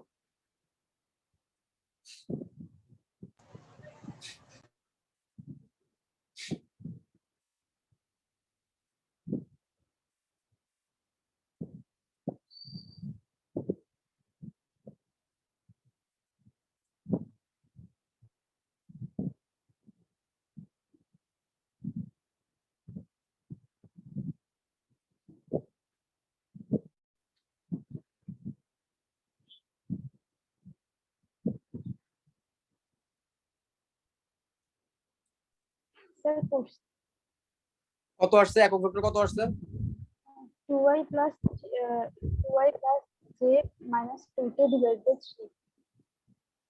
2i plus 3j minus 3k 2y plus j minus 3k minus 2k. 2k divided by 3। ওকে, এটা একটু ভেরিফাই করো তো, অন্য যারা করছো একটু ভেরিফাই করো এটা হইছে কিনা। মিলছে। ওকে, ভেরি গুড। তো দেখছো বুয়েটেও অনেক সময় অনেক ইজি ইজি প্রবলেমও কিন্তু আসে, ঠিক আছে? তো এইটাই হচ্ছে ব্যাপার, যে ভর্তি পরীক্ষা বেসিক্যালি বইয়ের মেজরিটি প্রবলেমই থাকে, সহজ প্রবলেম, সাথে কঠিন গুলো থাকে। কঠিন গুলো দেখেই আর কি মেজরিটি ভাবে যে আমার চান্স হবে না, বাট সহজ গুলা পারলো যে তার আসলে ভালো একটা পজিশন পেয়ে যেত, সেটা আসলে বুঝে। আচ্ছা, এবার আসো আমরা আরো কিছু প্রবলেম দেখি। আচ্ছা, এখন আরেকটা জিনিস তোমাদেরকে আমি বলি নাই সম্ভবত, ডট গুণন থেকে ডট গুণনের একটা বড় একটা ইউজ বা স্কেলার ডট গুণনের, সেটা হচ্ছে যেমন দেখো আমরা কি জানি, যখন দুইটা ভেক্টর এ আর একটা ভেক্টর বি থাকে, A dot B is equal to আমরা জানি এ বি কস থিটা। ঠিক আছে, এ বি হচ্ছে কস থিটা, মানে হচ্ছে এই হচ্ছে এ ভেক্টরটা, এটা হচ্ছে বি ভেক্টর। ঠিক আছে, এ ভেক্টর আর বি ভেক্টর। আচ্ছা, তো এ ভেক্টর আর বি ভেক্টরের মধ্যবর্তী কোণ যদি 90 ডিগ্রি হয়ে যায়, তাহলে একটা জিনিস খেয়াল করতে পারতেছো, তাহলে আমরা কি পাবো, A dot B is equal to A B into cos of 90 degree পাবো। তখন আমরা কিন্তু পেয়ে যাবো এ বি কজ 90 ডিগ্রি মানে কজ 90 ডিগ্রি মানে 0, মানে আমি পাবো 0। তার মানে ডট গুণন থেকে কিন্তু আমি 0 পাবো কোন একটা সময়। এবং যখন আমি ডট গুণন থেকে 0 পাবো, তখন আমি আসলে কি বুঝে নিব এখান থেকে, যে আমার যে দুইটা ভেক্টরের মধ্যে ডট গুণন হচ্ছে, ওই দুইটা ভেক্টর একজনের সাথে আরেকজন 90 ডিগ্রি অ্যাঙ্গেল করে অবস্থান করতেছে। আমার কথা বুঝতে পারছো? যখন দুইটা ভেক্টরের ডট গুণন থেকে আমি 0 পাবো, তখন আমি বুঝে নিব যে ওই দুইটা ভেক্টরের অবস্থান হচ্ছে একজনের সাথে আরেকজনের 90 ডিগ্রি অবস্থান। কারণ আমরা জানি ডট গুণন is equal to A dot B is equal to A B cos theta, cos 90 degree মানে হচ্ছে 0। মানে তুমি কখনো যদি উপাংশ আকারে দেওয়া থাকে, তার মানে উপাংশের ভ্যালুটা ইজ ইকুয়াল টু সবসময় 0 হবে। কখন? যখন তাদের মধ্যবর্তী কোণ 90 ডিগ্রি হবে। এটা বুঝতে পারছো? যে 90 ডিগ্রি যদি হয়, বা কখনো দুইটা ভেক্টর যখন লম্ব হয়, দুইটা ভেক্টর যখন লম্ব হয়, লম্ব হওয়ার শর্ত কি? লম্ব হওয়ার শর্ত হচ্ছে ওই দুইটা ভেক্টরের ডট গুণন ইজ ইকুয়াল টু 0 হবে। এটা লিখে রাখো যে দুইটা ভেক্টরের লম্ব হওয়ার শর্ত হচ্ছে ওই দুইটা ভেক্টরের ডট গুণন ইজ ইকুয়াল টু 0 হবে। দুইটা ভেক্টরের লম্ব হওয়ার শর্ত কি? তাদের ডট গুণনটা 0 হবে। ওকে, তো এটা আশা করি বুঝতে পারছো। তো এখন আমাদেরকে এখানে কি বলছো দেখো, এই প্রশ্নটা রুয়েটে আসছে, অনেকগুলো বোর্ড পরীক্ষা আসছে, বাট অনেক সিম্পল একটা প্রবলেম। প্রবলেমটা দেখো, বলছে এ একটা ভেক্টর দেওয়া আছে, বি আর একটা ভেক্টর দেওয়া আছে, বলছে কি দেখাও যে এই দুইটা ভেক্টর পরস্পর লম্ব। আমি তোমাদেরকে এই ভেক্টর দুইটা দিয়ে দিতেছি, তোমরা একটু ভেরিফাই করে দেখো, এটা আমি করাইতে চাচ্ছি না। এই ভেক্টরটা দেওয়া আছে 8i plus J minus 6k, আবার বি ভেক্টরটা দেওয়া আছে 4i minus 2j plus 5k। ঠিক আছে, আচ্ছা তাহলে এ আর বি ভেক্টর দেওয়া আছে। এখন তোমাকে বলছে যে এই ভেক্টর দুইটা লম্ব দেখাও, এবং আমরা জানি যে কোন দুইটা ভেক্টর যখন ডট গুণন 0 হয়, তখন সেই ভেক্টর দুইটা কি হয়? লম্ব হয়। তাহলে আমরা একটা সিম্পল কাজ করব, এ আর বি কে ডট গুণন করব। আর যেহেতু এখানে উপাংশ আকারে দেওয়া আছে, আমাদের কাজ কি হবে? আই এর সহগগুলোকে গুণ করা, 8 ইন্টু 4 করা, যোগ জে এর সহগগুলোকে গুণ করা 1 ইন্টু মাইনাস 2 করা, যোগ কে এর সহগগুলোকে গুণ করা মাইনাস 6 ইন্টু 5 করা। এবার দেখো তো এদেরকে গুণ করে যোগ করলে কত আসে? 4 8 32, এটা মাইনাস 2, আর এটা 5 6 30, মানে মাইনাস 30, মানে আমরা পাচ্ছি 0। দ্যাট মিনস এ আর বি ভেক্টর পরস্পর লম্ব অবস্থায় আছে। এই জিনিসটা কিন্তু প্রুফ হয়ে গেল। তো এটাই খুব সিম্পল একটা প্রবলেম, এগুলোই কিন্তু ভর্তি পরীক্ষা এবং বোর্ড পরীক্ষায়ও কিন্তু আসছে। ঠিক আছে, তো এটা আশা করি বুঝতে পারছো। এখন আমরা এখান থেকে আরো দেখি ভালো কোনো প্রবলেম করা যায় কিনা। আচ্ছা দেখো তো, এইটা রাজশাহী, কুমিল্লা সবগুলা বোর্ডে 2018 সালে আসছিল, যে আর এর মান কত হলে এ আর বি ভেক্টর দ্বয় পরস্পর লম্ব হবে। এখানে এ ভেক্টরটা ইজ ইকুয়াল টু কত দেওয়া আছে? 2i মাইনাস 3j প্লাস আর কে, কে এর মানটা দেয় নাই, আর দিছে, আর B vector is equal to minus i plus 2j minus 3k। তোমরা এখানে যে কাজটা করবা, তাদের ডট গুণন ইজ ইকুয়াল টু 0 ধরবা। যেহেতু বলছে ভেক্টর দ্বয় পরস্পর লম্ব হবে, তার মানে তাদের ডট গুণনটার মান 0 হবে। 0 ধরে তুমি সেখান থেকে আর এর ভ্যালুটা বের করো, এবং আমাকে বলবা আর ইজ ইকুয়াল টু কত আসছে। সবাই একটু ট্রাই করো, আমাকে বলবা আর ইজ ইকুয়াল টু কত আসছে।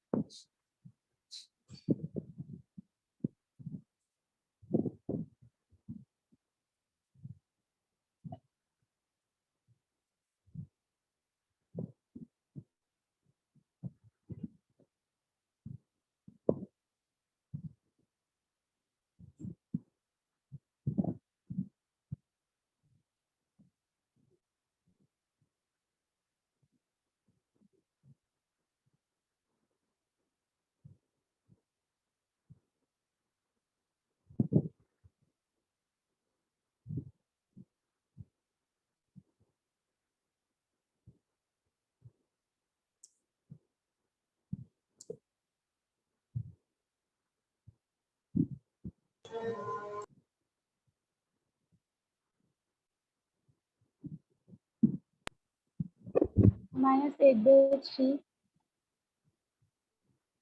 আর ইজ ইকুয়াল টু আসছে -8/3। একটু ভেরিফাই করো তো, আর কেউ যদি করে থাকো। ভেরি গুড, তাহলে তো এটা পারছো। আচ্ছা তোমাদের কাছে একটা, মানে তোমাদের মন্তব্য বলবা যে আসলে ক্লাসে স্টুডেন্ট কমে যাওয়ার কারণ কি? মানে সবাইকে আগ্রহ হারায় ফেলছে টোটালি ক্লাস থেকে, নাকি ঈদের কারণে বাড়ি থেকে অনেকে আসে না, এবার কি মনে হয় তোমাদের?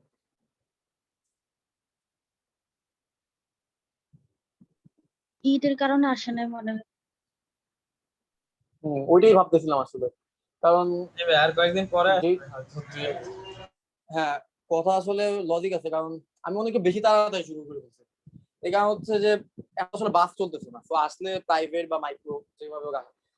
আমি আবার শুরু করছি, আমার নিজের একটা স্বার্থ আছে। নিজের স্বার্থ বলতে মানে আমার আবার পরীক্ষা আছে জুলাইতে, ফাইনাল। তো এখন আমি ওই টেনশনে শুরু করে দিচ্ছি আর কি তাড়াতাড়ি। যে পর আমি প্রথমে আবার আবার ওই যে সমস্যা হয়েছে যে তোমাদের যে রোজা যে অফ করে দিছিলাম, তো ওইটার কারণে আবার একটা ঝামেলা করে গেছি, যে রোজা আবার একটা গ্যাপ হয়েছে। আর আমি যে তাড়াতাড়ি সিলেবাস শেষ করতে না পারি, তো আবার পরে ফাইনাল টাইমে যদি বেশি একটা পড়াইতে না পারি, তখন তার একটা সমস্যা। তো যাই হোক, এখন দেখি। তো ভেক্টর করানো তো আমার মনে হয় কম্পারেটিভলি বেটার হইতেছে, কারণ ভেক্টর কম বেশি অনেকে কিছু কিছু আইডিয়া রাখে। সো ইন কেস যদি মিসও করে রেকর্ড দেখলে হয়তো বা সমস্যা হবে না খুব একটা। আর এয়া যদি করাইতাম, ওটা কি বলে বিন্যাস সমাবেশ করার একটু প্রবলেম হয়ে যেত। আচ্ছা যাই হোক, আমরা পরের প্রবলেমটা দেখি। দেখো, এটা সুন্দর একটা প্রবলেম। রুয়েটে 2003-4 আসছে, রুয়েটে আসছে 4-5, এবং অনেকগুলো বোর্ড পরীক্ষা আসছে। এই ভেক্টরটা দেওয়া আছে। আচ্ছা, তোমরা এখানে যারা ক্লাস করো, তোমরা কি বাড়িতে যাও না এবার ঈদে? মানে তোমরা ক্লাসে আছো, অন্যরা তো মনে আসতে পারে না। না স্যার। 15 তারিখে যাই না। মানে তোমরা ঢাকায় করো সবাই? বুঝতে পারছি। আচ্ছা, তো i-3j প্লাস 5k, আর দেখো c একটা ভেক্টর, সেটা হচ্ছে 2i plus j minus 4k। সেখানে তিনটা ভেক্টর দেওয়া আছে। তো বলছে কি ভেক্টর গুলো একটি সমকোণী ত্রিভুজ উৎপন্ন করে, এটা দেখাইতে বলছে। আচ্ছা, একটা সমকোণী ত্রিভুজে বলে সমকোণ কয়টা থাকে?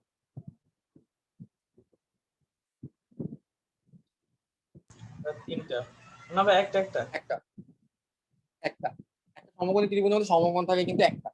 তাহলে আমরা যদি এমনটা দেখাইতে পারি যে either a dot b is equal two যদি 0 দেখাইতে পারি, আর যদি এটা 0 না হয় তাহলে আমরা দেখবো a ডট c 0 হয় কি, অথবা b ডট c।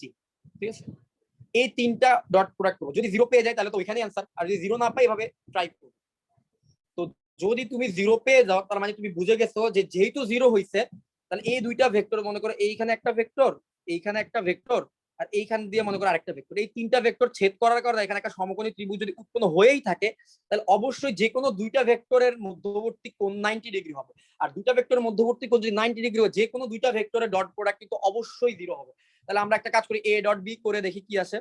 দেখো তো, a dot b is equal to কি, a এর হচ্ছে 3, এখানে তাহলে 3 ইনটু 1, আর এটা যোগ -2 ইনটু -3 যোগ 1 ইনটু 5। এটা কি 0 আসবে? 3 আর -6 আর 5, এটা 0 আসছে? -6, 5 আর 3, 8। না, এটা আসে নাই, এটা হচ্ছে 2 আসতেছে। তার মানে a ডট b, a আর b ভেক্টরটা কিন্তু লম্ব অবস্থায় নাই।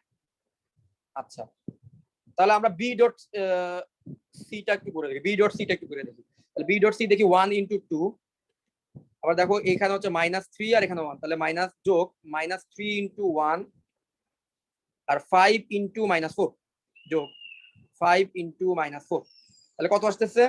এখানে হচ্ছে -20 -3, আর এখানে আসছে 2। আচ্ছা, এইটা ডট গুলো তো 0 হচ্ছে না, তার মানে অবশ্যই a dot c is equal two 0 হওয়ার কথা। তাহলে a ডট c টা একটু করে দেখি। a dot c is equal to কত আসে? a ডট c যদি করি, a এর ভ্যালু হচ্ছে 3 আর এখানে 2, মানে 3 ইনটু 2 মানে 6, -2 আর 1 তাহলে -2, 1 আর -4 মানে -4। হ্যাঁ, a dot c is equal two 0 আছে। তার মানে এখানে a ভেক্টরটা আর c ভেক্টরটা কি অবস্থা আছে? a ভেক্টর আর c ভেক্টর হচ্ছে পরস্পরের সাথে লম্ব অবস্থায় আছে। a ভেক্টরটা আর হচ্ছে c ভেক্টরটা লম্ব অবস্থায় আছে। তার মানে হচ্ছে যদি এই তিনটা ভেক্টর দিয়ে ত্রিভুজ তৈরি হয়, অবশ্যই সেই ত্রিভুজটা সমকোণী ত্রিভুজ হবে, সেটা কিন্তু দেখানো হলো। ওকে, তো এই টাইপের প্রবলেম কিন্তু থাকে, তো এটা আশা করি বুঝতে পারছো। আচ্ছা, এবার দেখো, এটাও বোর্ড পরীক্ষাগুলোতে আসছে। এখানে আমাদের কি বলছে, এই প্রবলেমটা কেউ দেখো করতে পারে কিনা। তিনটি বিন্দুর অবস্থান ভেক্টর দেওয়া আছে, তিনটি বিন্দু। ভালো কথা দেখাও যে বিন্দু তিনটি একটি সমকোণী ত্রিভুজ উৎপন্ন করে বা সমকোণী ত্রিভুজ গঠন করে। আচ্ছা, এখন বলো তো এটার ক্ষেত্রে তোমাদের আইডিয়া কি হবে, কিভাবে করব এটা? তিনটা বিন্দু দেখো, আমি বিন্দুগুলো লিখি। একটা ধরলাম এ বিন্দু, একটা বি বিন্দু, একটা সি বিন্দু। হ্যাঁ, এ বিন্দু, বি বিন্দু আর সি বিন্দু, তিনটা নাম দিলাম। এ বিন্দুর অবস্থান ভেক্টর কি দেওয়া আছে? এই বিন্দুর অবস্থান ভেক্টর হচ্ছে i যোগ 2j যোগ 3k। বি বিন্দুর অবস্থান ভেক্টর কি দেওয়া আছে, -i - j + 8k। এবং সি বিন্দুর অবস্থান ভেক্টর কি দেওয়া আছে, -4i + 4j + 6k। এখন বলছে যে কি এই তিনটা বিন্দুকে যদি তুমি যোগ করো তাহলে তুমি যে ত্রিভুজ পাবে সেটা একটা কি হবে, সমবাহু ত্রিভুজ। আচ্ছা বলতে পারো সমবাহু ত্রিভুজের প্রত্যেকটা বাহুর এটা অনেকভাবে আমরা প্রুফ করতে পারবো। একটা ওয়ে হইতে পারে যে আমরা এ বি ভেক্টরটা বের করব, এ থেকে বি ডিরেকশনের ভেক্টর, বি থেকে সি ডিরেকশনের ভেক্টর বের করব, সি থেকে এ ডিরেকশনের ভেক্টর বের করব। ওকে, একটা হতে পারে আমরা এটা করব, করার পরে আমরা এ বি ভেক্টরের মান বের করব, এ বি ভেক্টরের মান বের করব, বিসি ভেক্টরের মান বের করব এবং সি এ ভেক্টরের মান বের করব। এই তিনটা ভেক্টরের মান যদি সমান হয় সমবাহু ত্রিভুজ। আরেকটা ওয়ে তো কিন্তু তুমি চাইলে করতে পারবা, তুমি চাইলে করতে পারবা এ ভেক্টর আর এ বি ভেক্টর বের করো আর বিসি ভেক্টর বের করো। তারপর হচ্ছে এ বি ভেক্টর আর বিসি ভেক্টরের মধ্যে ডট প্রোডাক্ট করো এবং সেটাই যেগুলো লিখতে পারবে এ বি ভেক্টরের মান ইনটু বিসি ভেক্টরের মান ইনটু, এটা লিঙ্কই হবে cos থিটা। যদি তুমি থিটার মান 60 ডিগ্রি দেখাইতে পারো তাহলে তুমি বলতে পারবা সমবাহু ত্রিভুজ, বাট এটা অনেক লেংদি হবে কারণ এটা দুইবার করে দেখাইতে হবে। এর চেয়ে ভালো একটা কাজ করি আমরা এই প্রবলেমটা করার জন্য, আর একটা কাজ করি আমরা এ বি ভেক্টরটা বের করি, বিসি ভেক্টর বের করি আর হচ্ছে সি এ ভেক্টর বের করি, তারপর তাদের মানগুলো বের করব এবং দেখাবো যে তাদের এরা সমবাহু ত্রিভুজ কারণ তাদের প্রত্যেকটা মান হচ্ছে সমান হবে। তাহলে এ বি ভেক্টরের মান বলো তো, এ বি ভেক্টরটা কত হবে, এ বি ভেক্টরটা কত হবে, এ বিন্দুর অবস্থান ভেক্টর বি বিন্দুর অবস্থান ভেক্টর দাও, তাহলে এ বি ভেক্টর কত হবে বলো।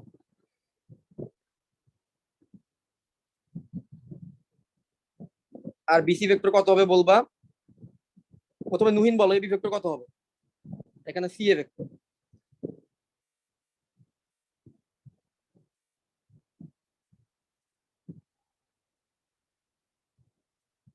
পারবা না? -2i মানে ab -2i -3j + 5k -3j + 5k। আচ্ছা ভেরি গুড। তো আমরা এবি ভেক্টর পেয়ে গেলাম। এবার বলো বলো খাদেজা বলো বিসি ভেক্টর কি হবে।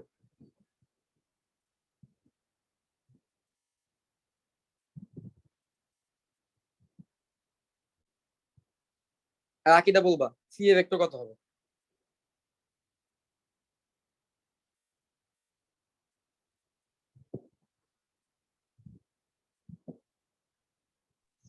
-5i + 3j - 2k। -5i তারপর হচ্ছে কত 3j + 3j -2k। -2k। হ্যাঁ এবার বলো আকিদা বলো সি এ ভেক্টর কত হবে। আর তোমরা যারা যে ভেক্টরটা বলতো সেই ভেক্টরের মানটাও বের করে রাখো, বের করে আমাকে বলো মান কত আসে। 5i - 2j তারপর -3k। 3k। ওকে, তোমরা একটু দেখো তো এবি ভেক্টরের মান কত আসে। এ বি ভেক্টরটা তো পাইছো, এখন এই ভেক্টরের মান দেখো, মানটা দেখবা, বিসি ভেক্টরের মান দেখবা, সি এ ভেক্টরের মান দেখবা, দেখো তো এরা সমান হয় কিনা। এ বি ভেক্টরের মান কত আসছে তোমার, √5 √38 আসছে। √38 আসছে। দেখো তো বাকিরা বিসি ভেক্টর সি এ ভেক্টরের মানও তোমাদের √38 আসে কিনা। জি তিনটে ভাইয়া সমান না আসে। আসলে বলতে পারবো না। এটা বিসি ভেক্টর √38। তার মানে আমরা কিন্তু প্রুফ করলাম যে এটা সমবাহু ত্রিভুজ, তাদের বাহুগুলো প্রত্যেকটা সমান আসছে, সমবাহু ত্রিভুজ। ওকে, তাহলে এই প্রবলেম সলভ। পরের প্রবলেম দেখি আর কি কি আছে। তো এখানে বলছে যে কি এ ভেক্টর আর বি ভেক্টর দিতে বুয়েটে আসছিল 2002-3 এবং বিভিন্ন বোর্ড পরীক্ষায় আসছে বিভিন্ন সময়। এ ভেক্টরটা দিচ্ছে, এ ভেক্টরটা কত 2i - 3j - k। বি ভেক্টরটা কত, বি ভেক্টরটা হচ্ছে i + 4j + 3k। এখন বললো যে এই ভেক্টর দুইটা, একটা ভেক্টর দিল আর এই একটা ভেক্টর দিল, বলতো যে তাদের মধ্যবর্তী কোণ থিটাটা কত। তাহলে সেটা করার জন্য আসলে তোমার কি কি লাগবে, সেটা করার জন্য তোমার যে জিনিসগুলো দরকার হবে, কনসেপ্ট দরকার হবে, সেটা হচ্ছে কি এ ভেক্টর আর বি ভেক্টরের মান দরকার হবে। হ্যাঁ, এবং আর কিছু লাগবে এ ভেক্টর আর বি ভেক্টরের মান। তাহলে আমরা একটা কাজ করি, এ ভেক্টরের মানটা বের করি, এ ভেক্টরের মান আর হচ্ছে আমরা এখানে বি ভেক্টরের মান বের করি, তাহলে আমরা প্রবলেম সলভ করতে পারবো। এ ভেক্টর মান কত আসে দেখো, এ ভেক্টর মান হবে √2² যোগ -3² যোগ -1² যোগ -3² যোগ -1²। আর আমরা এখানে পাচ্ছি 4 যোগ 13 আর √14, √14 পাচ্ছি। আর বি ভেক্টরের মান কত আছে দেখো, √1 যোগ 4² যোগ 3², মানে √26। আচ্ছা এখন আমরা তাদের ডট প্রোডাক্টের ফর্মুলাটা অ্যাপ্লাই করব, ফর্মুলা অ্যাপ্লাই করে সেখান থেকে আমরা থিটার ভ্যালুটা বের করব। তাহলে আমরা ওই দুইটা ভেক্টর মধ্যবর্তী কোণ পাবো। তাহলে আমরা পাবো A vector dot B vector is equal to A ভেক্টরের মান ইনটু বি ভেক্টরের মান ইনটু তাদের মধ্যবর্তী কোণের cos থিটা। তাহলে এ ভেক্টর আর বি ভেক্টর ডট গুণন থেকে কি আসে দেখো তো, এই 2 আর 1, এই যে দেখো 2 আর 1 এ গুণ হবে 2, কি -3 আর 4 হবে -12, এটা -3, তাহলে হচ্ছে কত 2 যোগ -3 ইনটু 4 যোগ -1 ইনটু 3। এবার এই বি ভেক্টরের মান দেখো কত আসে, √14 into √26 into cos of theta. দেখো আমরা কি পাচ্ছি সবশেষে, এখানে আমরা পাচ্ছি 2 -12 -3, -14 -13 পাচ্ছি। আর এখানে আমরা কত আসতেছে, ক্যালকুলেটরে করো, √14 আর √26 কত আসে, √14 ইনটু √26, এটা আসতেছে হচ্ছে কি আমাদের, আমি যদি ক্যালকুলেটরে যদি তুমি এটা করো তুমি পাবা 2 ইনটু √91 cos থিটা। আমরা সবশেষে পাচ্ছি 2 into √91 cos theta is equal to পাচ্ছি এখানে কত -13 cos theta equal to -13, then cos theta is equal to এখান থেকে লেখা যাবে -13 ডিভাইডেড বাই 2 ইনটু √91। এটা যদি করি দেখি -13 ডিভাইডেড বাই অ্যানসার করলে কত আসে। তো এখান থেকে তুমি থিটার কিছু একটা ভ্যালু কিন্তু পাবা, ক্যালকুলেটর করবা, এখান থেকে থিটার কোন একটা ভ্যালু আসবে, আর সেটাই হবে তোমার ওই দুইটা হচ্ছে বলের মধ্যবর্তী কোণ, ঠিক আছে। এই ভেক্টর বি ভেক্টর এবং এই ভেক্টর বি ভেক্টর মান দিয়ে ভাগ দিতে হবে। আচ্ছা ওকে, সো একটু অ্যানসারটা একটু মিলিয়ে দেখি অ্যানসারটা কারেক্ট হয়েছে কিনা। হ্যাঁ অ্যানসারটাও কারেক্ট হয়েছে, অ্যানসারও কারেক্ট, অ্যানসারটা এরকমই, মানে theta is equal to cos inverse দিয়েই লিখে দিচ্ছে, ঠিক আছে, আর বের করা নাই, কারণ যেহেতু এটা আদর্শ আকৃতিতে নাই, হাবিজাবি একটা কোণ আসবে, এটা লিখছে theta is equal to cos inverse -13 divided by 2 into √91। তাহলে এই প্রবলেমটা আশা করি বুঝতে পারছো। তো থিটা দুইটা, তাহলে আমরা ডট গুণন দিয়ে দুইটা বলের মধ্যবর্তী কোণও বের করতে পারলাম, আর লম্ব কিনা, দুইটা বল আসলে লম্ব কিনা বা দুইটা ভেক্টর আসলে লম্ব কিনা সেটাও কিন্তু চেক করতে পারছি। এই পর্যন্ত ঠিক আছে। এইবার খুবই ইম্পর্টেন্ট একটা কনসেপ্ট, এখান থেকে অ্যাডমিশন আসলে পেঁচানো কোশ্চেন আসে, ঠিক আছে। তো এইখানে বেসিক্যালি আমাদের ওই যে কমন সেন্সটা না থাকার কারণে, যে আসলে কোন বের করতে বলছে কার সাথে, তাহলে ওর সাথে বের করতে গেলে কার সাথে কার ডট গুণন করবে, সেই কমন সেন্সটা আমাদের না থাকার কারণে আমরা বের করতে পারি না। দেখো আমাদের যদি মধ্যবর্তী কোণ বের করতে বলে আমাদের কি লাগবে, দুটা ভেক্টর লাগবে। তো এখন আমরা দেখি এখানে এই প্রবলেমটা আমাদের কি বলছে, খুবই ইম্পর্টেন্ট প্রবলেম। এখানে একটা ভেক্টর দিছে, ধরলাম এই ভেক্টরের নাম হচ্ছে এ vector, A vector is equal two বলছে 2i - j + 2k, এটা হচ্ছে কি এ ভেক্টর। হ্যাঁ, বলছে কি এই ভেক্টরটি অক্ষত্রয়ের সাথে, কথা বুঝতে পারছো, অক্ষত্রয়ের সাথে যেই কোণ উৎপন্ন করে সেটা বের করতে বলছে। তার মানে আমরা যদি দেখি, আমি এখানে একটু 3D তে দেখি, একটা গ্রাফ আঁকার চেষ্টা করি, ধরলাম x + y + z is equal two, ধরলাম 3, ধরলাম 2, আচ্ছা এটা তো 3 হয়ে গেছে, ওকে। আচ্ছা দেখো বেসিক্যালি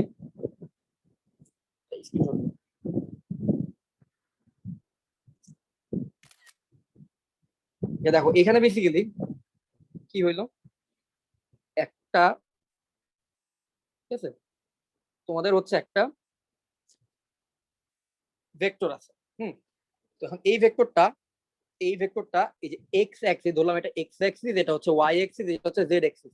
হ্যাঁ, তাহলে বলছে যে এই ভেক্টরটা এক্স অ্যাক্সিসের সাথে কি পরিমাণ কোণ তৈরি করছে, সেটা বের করতে ওয়াই অ্যাক্সিসের সাথে এই পাশ দিয়ে দেখো ওয়াই অ্যাক্সিসের সাথে কি পরিমাণ কোণ তৈরি করছে, এবং এই যে জেড অ্যাক্সিসের সাথে সে কি পরিমাণ কোণ তৈরি করছে, জুম করে দেখাই, আশা করি বুঝতে পারতেছো। হ্যাঁ, তাহলে এই একটা ভেক্টর এক্স অ্যাক্সিসের সাথে কি পরিমাণ কোণ তৈরি করলো, ওয়াই অ্যাক্সিসের সাথে কি পরিমাণ কোণ তৈরি করলো, আর জেড অ্যাক্সিসের সাথে কি পরিমাণ কোণ তৈরি করলো, সেটাই হচ্ছে জানতে চাওয়া হয়েছে। তাহলে এখন আমার তোমাদের কাছে প্রশ্ন, আমরা জানি ডট গুণন থেকে যদি আমরা কোণ বের করতে চাই আমাদের কি লাগবে, দুইটা ভেক্টর লাগবে। তো যখন আমি এক্স অ্যাক্সিসের সাথে এই ভেক্টরটার মধ্যবর্তী, আর এই ভেক্টরটার নাম আমি কি দিলাম, এই ভেক্টরটার নাম দিচ্ছি আমি এ ভেক্টর, তাহলে আমি যদি চাই এ ভেক্টরটার এক্স অক্ষের মধ্যবর্তী কোণ, তাহলে আমার একটা কি করতে হবে, এক্স অক্ষ বরাবর একটা ভেক্টর নেওয়া লাগবে, আর কিছুই না। আমি যদি এক্স অক্ষ বরাবর একটা ভেক্টর নেই, তার সাথে যদি এ ভেক্টরটা ডট গুণন করি, সেখান থেকে যে থিটাটা পাবো সেটা আসলে কি বুঝাবে, এক্স অক্ষ আর ওই এ ভেক্টরটার মধ্যবর্তী কোণকে বুঝাবে না। আমি এক্স অক্ষের সাথে এই ভেক্টরটার মধ্যবর্তী কোণ যখন বের করতে যাবো তখন আমি এক্স অক্ষের একটা ভেক্টর নেওয়া লাগবে, এক্স অক্ষের ভেক্টরটা তুমি কত নিবে সেটা তোমার উপর। তুমি চাইলে 3i নিতে পারো, তুমি চাইলে 4i নিতে পারো, তুমি চাইলে 5i নিতে পারো, যেটাই নাও অ্যান্সার একই আসবে। হ্যাঁ, অথবা সবচেয়ে বেটার হয় তুমি শুধু আই নাও, শুধু একক ভেক্টরটা নাও, তাহলে তোমার ক্যালকুলেশনটা অনেক সহজ হবে। শুধু একক ভেক্টর নাও। আবার যখন তুমি ওয়াই অ্যাক্সিসের সাথে তার এই ভেক্টরটার মধ্যবর্তী কোণ বের করতে চাবা, তখন তুমি জে নাও, যে ভেক্টরটা নাও, ওয়াই অক্ষের একক ভেক্টরটা নাও, তার সাথে তুমি ডট গুণন করো এই ভেক্টরটা, তাহলে তুমি অ্যান্সার পাবা। আর যখন জেড অ্যাক্সিসের সাথে তুমি মধ্যবর্তী কোণ বের করতে যাবা, তখন তুমি কে কে নাও, এই যে জেড অ্যাক্সিসের একক ভেক্টরটাকে নাও, তার সাথে তুমি ডট গুণন করো। তখন তুমি থিটার যে ভ্যালুটা পাবা, ওই থিটার ভ্যালুটা কি হবে, জেড অ্যাক্সিস এবং এই যে আমাদের যে গিভেন ভেক্টরটা তার মধ্যবর্তী কোণকে বোঝাবে। তো আশা করি তোমরা কনসেপ্টটুকু বুঝতে পারছো। হ্যাঁ, প্রবলেমে যাই। আচ্ছা, এটা বুঝতে পারছো নিশ্চয়ই। তাহলে এখন আমরা দেখি এক্স অক্ষের সাথে তার কোণ। এক্স অক্ষের সাথে যখন কোণ হবে, তখন আমরা এ ভেক্টরের সাথে ডট গুণন কার করব, এ ভেক্টরের সাথে ডট গুণন করব আই। আই হচ্ছে এক্স অক্ষ বরাবর একক ভেক্টর। ডট গুণন করে আমি কি লিখবো, এ ভেক্টরের মান ইনটু আই এর মান হচ্ছে 1 ইনটু কজ অফ তাদের মধ্যবর্তী কোণ। আচ্ছা বলো তো, এক্স এ ভেক্টরের সাথে আই এর ডট গুণন করলে আমাদের অ্যান্সার কত হবে? এই ভেক্টরটার মধ্যে কি আছে, 2i minus J plus 2k, এর সাথে ডট গুণন করতেছি শুধু i কে ডট গুণন করলে আমরা কত পাবো? আর এই ভেক্টরের মানটা দেখো √2 স্কয়ার যোগ মাইনাস 1 স্কয়ার যোগ 2 স্কয়ার, মানে এই ভেক্টরের যে এক্স আর ওয়াই আর আই যে কি এর সহগ আছে তাদেরকে স্কয়ার করে যোগ করলাম, রুট করলাম, ইনটু কজ অফ থিটা। তাহলে এখন আমাকে বলো, এই যে ভেক্টরটা আছে তার সাথে যখন আমি আই এর ডট গুণন করতেছি, ডট গুণন করার পর আমি কি পাবো এখানে? অ্যান্সার কত হবে? আই কেন গুণ করলাম একটু আবার বলবেন? অবশ্যই বলবো। দেখো, আমাকে কি বলা হয়েছে এখানে, বলা হয়েছে যে একটা ভেক্টর দিয়ে বলা হয়েছে যে এই ভেক্টরটা অক্ষ ত্রয়ের সাথে যেই কোণ উৎপন্ন করে। তাহলে একটা ভেক্টর আমি 2D তে দেখাই দিয়েছি জিনিসটা, 2D তে দেখাই ধরলাম এটা হচ্ছে একটা ভেক্টর, এটা হচ্ছে একটা ভেক্টর।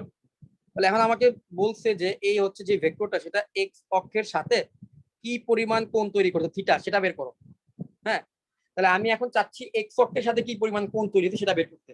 আমরা যেটা জানি যে দুইটা ভেক্টর যদি আমাদের জানা থাকে, তখন তাদের ডট গুণন দিয়ে আমরা একটু আগে কিন্তু তাদের মধ্যবর্তী কোণ বের করছি। বললাম এটা হচ্ছে এ ভেক্টর, এটা হচ্ছে বি ভেক্টর। এমন যদি দুইটা ভেক্টর আমাদের থাকতো, তখন আমরা কি করতাম, এ ভেক্টর আর বি ভেক্টরের ডট গুণন করতাম, লিখতাম এ বি কস থিটা। সেখান থেকে আমরা থিটার ভ্যালুটা কিন্তু বের করতে পারতাম, cos inverse A dot B divided by A B. হ্যাঁ, এটা করলে আমরা কিন্তু থিটার ভ্যালুটা পাইতাম। ওই থিটাটা কোন থিটা হইতো, ওই থিটা হইতো এই দুইটা ভেক্টরের মধ্যবর্তী কোণটা বের করতে পারতাম। এখন বলা হয়েছে এই একটা ভেক্টর দিয়ে বলা হয়েছে এই ভেক্টরটা এক্স অক্ষের সাথে কি পরিমাণ কোণ তৈরি করছে সেটা বের করো। তাহলে এক্স অক্ষের সাথে কি পরিমাণ কোণ তৈরি হচ্ছে, বাট ভেক্টর তো আমার কাছে আছে একটা। হ্যাঁ, তাহলে আমার এক্স অক্ষের সাথে যখন আমি কোণ তৈরি করার কথা বলছে, তাহলে একটা কাজ করতে হবে আমাকে, এক্স অক্ষ বরাবর অবস্থান করতেছে এমন একটা ভেক্টর নিতে হবে। এক্স অক্ষ বরাবর এমন একটা ভেক্টর নিতে হবে। তো আমি যেটা করেছি এখানে সেটা করলাম কি, এখানে আমরা এক্স অক্ষ বরাবর, আমি অন্য একটা কালারে দেখাই, দেখো এক্স অক্ষ বরাবর আমরা এই যে একক ভেক্টর আই কে নিছি, একক ভেক্টর আই কে নিছি। তাহলে দেখো তো, এটা হচ্ছে আমার বিশাল সেই এ ভেক্টরটা, এই ভেক্টরের সাথে যদি আমি আই ভেক্টরের ডট প্রোডাক্ট করি, তাহলে তাদের এই মধ্যবর্তী থিটা কোণটা আমি পাবো না। তাহলে আমি এই ভেক্টরের সাথে আমি এক্স অক্ষ বরাবর একটা একক ভেক্টর হচ্ছে আই, তার ডট প্রোডাক্ট করতেছি, করলে আমি পাবো এ ভেক্টরের মান ইনটু আই ভেক্টরের মান ইনটু কজ অফ থিটা, যেখানে এই থিটাটা হয় আই ভেক্টর আর এ ভেক্টরের মধ্যবর্তী কোণ। আচ্ছা, আই ভেক্টর আর এ ভেক্টরের মধ্যবর্তী যেটা কোণ হবে, সেই কোণটাই তো এ ভেক্টর আর এক্স অক্ষের মধ্যবর্তী কোণ হবে না? যেটা আই ভেক্টর আর এ ভেক্টরের মধ্যবর্তী কোণ, সেটাই কিন্তু এ ভেক্টর এবং এক্স অক্ষের মধ্যবর্তী কোণ হবে। তাহলে আমি যদি আই ভেক্টরের সাথে ডট গুণন করতে পারি, তাহলে কিন্তু আমি এক্স অক্ষের সাথে এই ভেক্টরের মধ্যবর্তী কোণ বের করে ফেলতে পারবো। এবার বুঝতে পারছো কিনা? এবার বুঝছি এবার। ওকে ওকে, তাহলে তোমাদের কনসেপ্ট আশা করি ক্লিয়ার। তাহলে তোমরা সিমিলারলি যে ভেক্টর কে ভেক্টরের জন্য বের করতে পারবা। আগে তুমি কিছু বলছো কিনা আমি শুনি নাই কিছু, ওখান থেকে খুব নয়েজ হয়েছে, কিছু শোনা যায়। ওকে ওকে, ঠিক আছে। তাহলে দেখো এখান থেকে আমরা ডট প্রোডাক্ট করি, তাহলে দেখো আই এর সাথে কিন্তু আই এর রাশি ডট প্রোডাক্ট হয়, জে এর রাশি কিন্তু আই এর সাথে ডট প্রোডাক্ট করলে অ্যান্সার কত হবে? অ্যান্সার হয়ে যাবে 0। তাহলে 2i এর সাথে i এর ডট প্রোডাক্ট হবে, মাইনাস জে এর সাথেও i এর ডট প্রোডাক্ট হবে, বাট তার অ্যান্সার 0 আসবে, কে এর সাথে 0, তা ওগুলা লেখা দরকার নেই। আর i এর সাথে i এর ডট প্রোডাক্টের ভ্যালু হচ্ছে 1, তাহলে এখানে পাবো আমরা 2i ইনটু i মানে হচ্ছে শুধুমাত্র 1, 2 আর 2 হবে এখানে। তাহলে 2 ইজ ইকুয়াল টু আমরা পাচ্ছি কত, এখানে দেখো তো এই ভেক্টরের মান দেখো,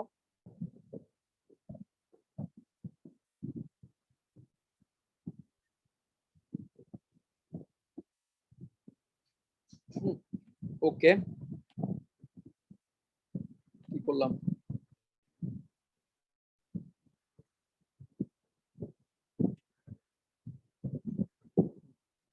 আচ্ছা, তার মানে দেখো এখানে আমরা পাচ্ছি 2 ইজ ইকুয়াল টু, এই যে এই ভেক্টর মান কত, 2 স্কয়ার মানে 4, 4 আর 1 মানে 9, মানে 3 cos θ। তাহলে আমরা x অক্ষের সাথে এই ভেক্টরটার কোণ কত পাচ্ছি, cos θ is equal to 2/3, θ is equal to cos inverse 2/3। এটাই পাচ্ছি আমরা, কি cos ইনভার্স 2/3 এটা পাচ্ছি আমরা আমাদের a ভেক্টর এবং x অক্ষের মধ্যবর্তী কোণ θ। তাহলে আমরা a ভেক্টর এবং x অক্ষের মধ্যবর্তী কোণ θ কে পেয়ে গেলাম cos ইনভার্স 2/3। তা নিশ্চয়ই বুঝতে পারছো। তাহলে এখন বলো তো, এখন কি তোমাদের আর যে অক্ষত্রয়ের সাথে কোণ বের করার ক্ষেত্রে প্রবলেম হবে? এক্স অক্ষটা আমি বের করে দিলাম, তোমরা কি ওয়াই অক্ষ এবং জেড অক্ষটা বের করতে পারবে না?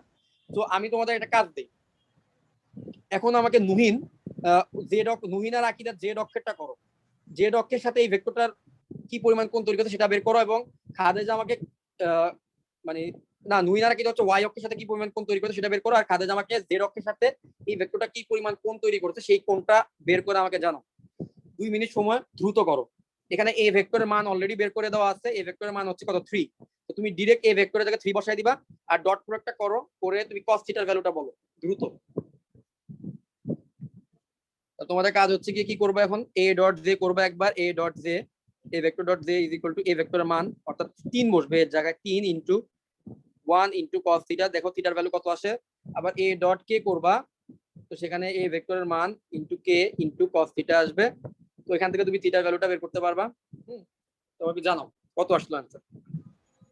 cos 3 equal to -1/3, cos inverse -1/3। এটা হচ্ছে কি z অক্ষের সাথে অন্তর্ভুক্ত কোণ, আর y অক্ষের সাথে অন্তর্ভুক্ত। আর খাদেজা বলবা z অক্ষের সাথে অন্তর্ভুক্ত কোণ কত? cos inverse 2/3. 2/3। আচ্ছা, ভেরি গুড। তাহলে আশা করি প্রবলেমটা বুঝতে পারছো। মধ্যবর্তী কোণ বের করার ক্ষেত্রে এই একটা টাইপ হচ্ছে সবচেয়ে বেশি, এই প্রবলেমটাই হচ্ছে, এই ধরনের প্রবলেমগুলো ইম্পর্টেন্ট, যেখানে তোমরা একটা ভেক্টর দিয়ে বলবে কোণ। কারণ ইউজুয়ালি তোমাকে দুইটা ভেক্টর দিলে যে কিন্তু মধ্যবর্তী কোণ বের করতে পারবে, সেটার মধ্যে কিন্তু খুব বেশি ডিফিকাল্টি তোমরা ফেস করবে না। আচ্ছা, এখন আরেকটা ইম্পর্টেন্ট প্রবলেম আমি 2019 সালে দেখলাম কুমিল্লা বোর্ডে আসছে, এই প্রবলেমটা আমাকে ইন্টারেস্টিং মনে হয়েছে, তো এটা একটু করা যাক। কারণ এখানে তুমি ভেক্টরের কনসেপ্ট দিয়ে প্রবলেমটা কিছুটা আগাইতে হবে, স্টার্টটা অ্যাট লিস্ট ওইভাবে করতে হবে, নাহলে তুমি মধ্যবর্তী কোণ বের করতে পারবে না। এখানে আর এস একটা ভেক্টর আছে, আর এস, আবার ভারতের আর এস না কিন্তু, এটা আর এস ভেক্টর। আচ্ছা, তো আর এস একটা ভেক্টর দেওয়া হলো, একটা আর বিন্দু আর একটা ধরলাম এস বিন্দু, এখানে ধরলাম আমি এস বিন্দু। তাহলে আর থেকে এস এর এই ভেক্টরটা দেওয়া আছে, আর থেকে এস বিন্দু, আর বিন্দু থেকে এস বিন্দুতে যায় এমন ভেক্টরটা, আর থেকে এস বিন্দুর দিকে যায় এমন ভেক্টরটা দেওয়া আছে। ভেক্টরটা কত, -2i - 5k। এটা হচ্ছে আর থেকে এস বিন্দুর দিকে যায় সেই ভেক্টর। আচ্ছা, এরপরে আবার দেখো আর থেকে টি বিন্দু, এখানে একটা বিন্দু ধরলাম টি বিন্দু, আর থেকে টি বিন্দুর দিকে যায় ওই ভেক্টরটাও দেওয়া আছে, আর থেকে টি বিন্দুর দিকে যায় ওই ভেক্টরটা কত, সেটা হচ্ছে আর টি ইজ ইকুয়াল টু হচ্ছে i - 2j - k। এটা হচ্ছে আর থেকে টি বিন্দুর দিকে যে ভেক্টরটা আছে সেটা। আচ্ছা, এবার ইন্টারেস্টিং জিনিসটা দেখো, আর এস টি বের করতে বলছে। আর এস টি মানে কার কোণ বের করতে বলছে। আর এস টি মানে কি দেখো তো, আর এস টি মানে বেসিক্যালি কিন্তু এই ভেক্টরটা বের করতে বলা হয়েছে, এটা কি বুঝতে পারতেছো? আর এস টি মানে হচ্ছে এই কোণটা বের করতে বলা হয়েছে, এই কোণটা। ওকে, আর মানে কোণটা, আর থেকে এস এর দিকে ভেক্টরটা দেখানো হয়েছে, আর থেকে কি এখন বলছে কি আর এস টি এই ভেক্টরটা বের করো। তাহলে এখন আমরা এটা কিভাবে করবো, তোমার একটু চিন্তা করার সময় দিবে, তোমরা একটু দেখো, চিন্তা করে দেখো তোমরা কিছু পাও কিনা।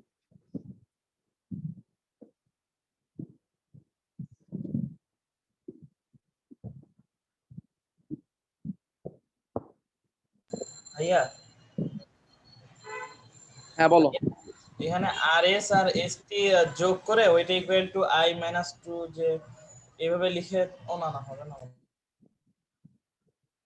আচ্ছা আচ্ছা, আমি তোমাদের একটা সিম্পল একটা হিন্ট দিই, তোমরা কি ত্রিভুজ বিধিটা তোমাদের মনে আছে? ত্রিভুজ বিধি, ভেক্টরের ত্রিভুজ বিধি, এই ত্রিভুজ বিধির সাহায্যে আমরা এখানে যেটা করবো এস টি ভেক্টরটা বের করবো। দেখো আমাদের ডট গুণের সাহায্যে কিন্তু আমরা মধ্যবর্তী কোণ বের করতে পারি, বাট কথা হচ্ছে এখানে দিল হচ্ছে আর S R R T, but বের করতে বলছে আর এস আর এস টি এর মধ্যবর্তী কোণ, এই কোণটা, এই থিটাটা বের করতে বলছে। তাহলে আমাদের যেটা আর এস তো আমাদের আছেই, আমাদের যেটা করতে হবে এই এস টি ভেক্টরটা বের করতে হবে। এই এস টি ভেক্টরটা যদি আমরা বের করতে পারি তখন আমি এই দুইটা ভেক্টরের মধ্যে ডট প্রোডাক্ট করে দিব, এই মাঝখানে থিটাটা কিন্তু পেয়ে যাব। তাহলে এখন আমরা এস টি বের করতে হবে, বাট এস টিটা কিভাবে বের করব? ওই যে ত্রিভুজ বিধির সাহায্যে বের করব। ত্রিভুজ বিধি অনুযায়ী তুমি একটা জিনিস খেয়াল করো, দেখো তো আর টি এর যে ডিরেকশন, আর টি এর ডিরেকশনটা কিন্তু আর এস আর এস টি ডিরেকশনের উল্টা দিকে আছে। তার মানে আমি লিখতে পারি আর এস এর ভেক্টরটা যোগ এস টি এর ভেক্টরটা, এটা ইজ ইকুয়াল টু কিন্তু আমি চাইলে লিখতে পারি আর টি এর ভেক্টর। লিখতে পারি কি পারি না? তাহলে পারি। তাহলে ওইখান থেকে আমি এস টি ভেক্টরটা বের করব, এস টি। তাহলে দেখো তো এস টি ভেক্টরটা ইজ ইকুয়াল টু কত আসবে? এস টি ভেক্টরটা ইজ ইকুয়াল টু আসবে R T vector minus R S vector. যদি আমি আর এস ভেক্টরটাকে বিয়োগ করি তাহলে আমি এস টি ভেক্টরটা পাবো। তাহলে এখন দেখো আর টি ভেক্টরটা কত আসছে? আর টি ভেক্টর হচ্ছে আই মাইনাস 2j মাইনাস কে, এখান থেকে বিয়োগ যাবে আর এস ভেক্টর গিভেন, আর এস ভেক্টর হচ্ছে 2i sorry minus 2i minus 5k। তাদের যদি বিয়োগটা করি তাহলে আমি এস টি ভেক্টরটা কত পাচ্ছি? i থেকে মাইনাস আর মানে হচ্ছে এখানে 3i হবে, আর মাইনাস 2j থেকে কিছুই বিয়োগ যাবে না, তাহলে মাইনাস 2j, আর মাইনাস কে থেকে বিয়োগ যাচ্ছে প্লাস 5k, তাহলে প্লাস 4k থাকবে। তাহলে দেখো আমি কিন্তু এস টি ভেক্টরটা পেয়ে গেছি। এইবার দেখো তোমার কিন্তু আর কোনো কিছু অজানা নাই, এস টি ভেক্টর তুমি পাইছো। আর তুমি দেখো এই যে এস টি ভেক্টর অর্থাৎ এই ভেক্টরটা তোমার জানা হয়ে গেছে, এবং আর এস ভেক্টরটা কোশ্চেনেই গিভেন আছে। তাহলে আর এস আর এস টি ভেক্টরের মধ্যে যদি ডট প্রোডাক্ট করি তাহলে তাদের মধ্যবর্তী কোণ থিটাটাও, এই আর এস টি কোণটাও কিন্তু পেয়ে যাবো।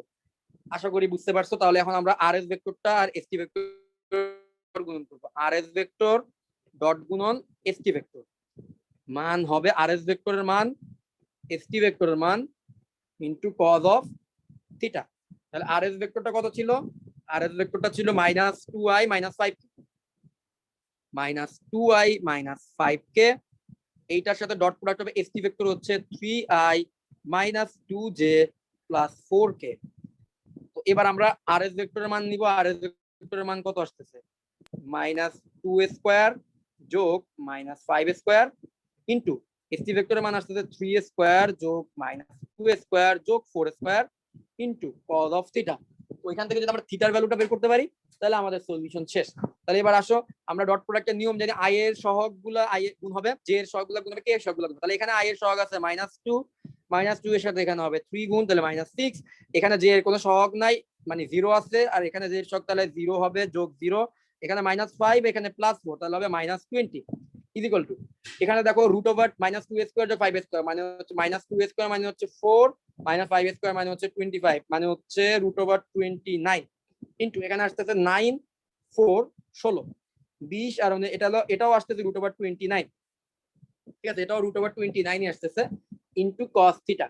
তাহলে আমরা এখানে পাচ্ছি -26 is equal two 29 into cos থিটা। That means theta is equal to হচ্ছে cos ইনভার্স -26 ডিভাইডেড বাই 29। এটাই হচ্ছে আমাদের অ্যান্সার। বলো তো এই প্রবলেমটা বুঝতে পারছো কিনা?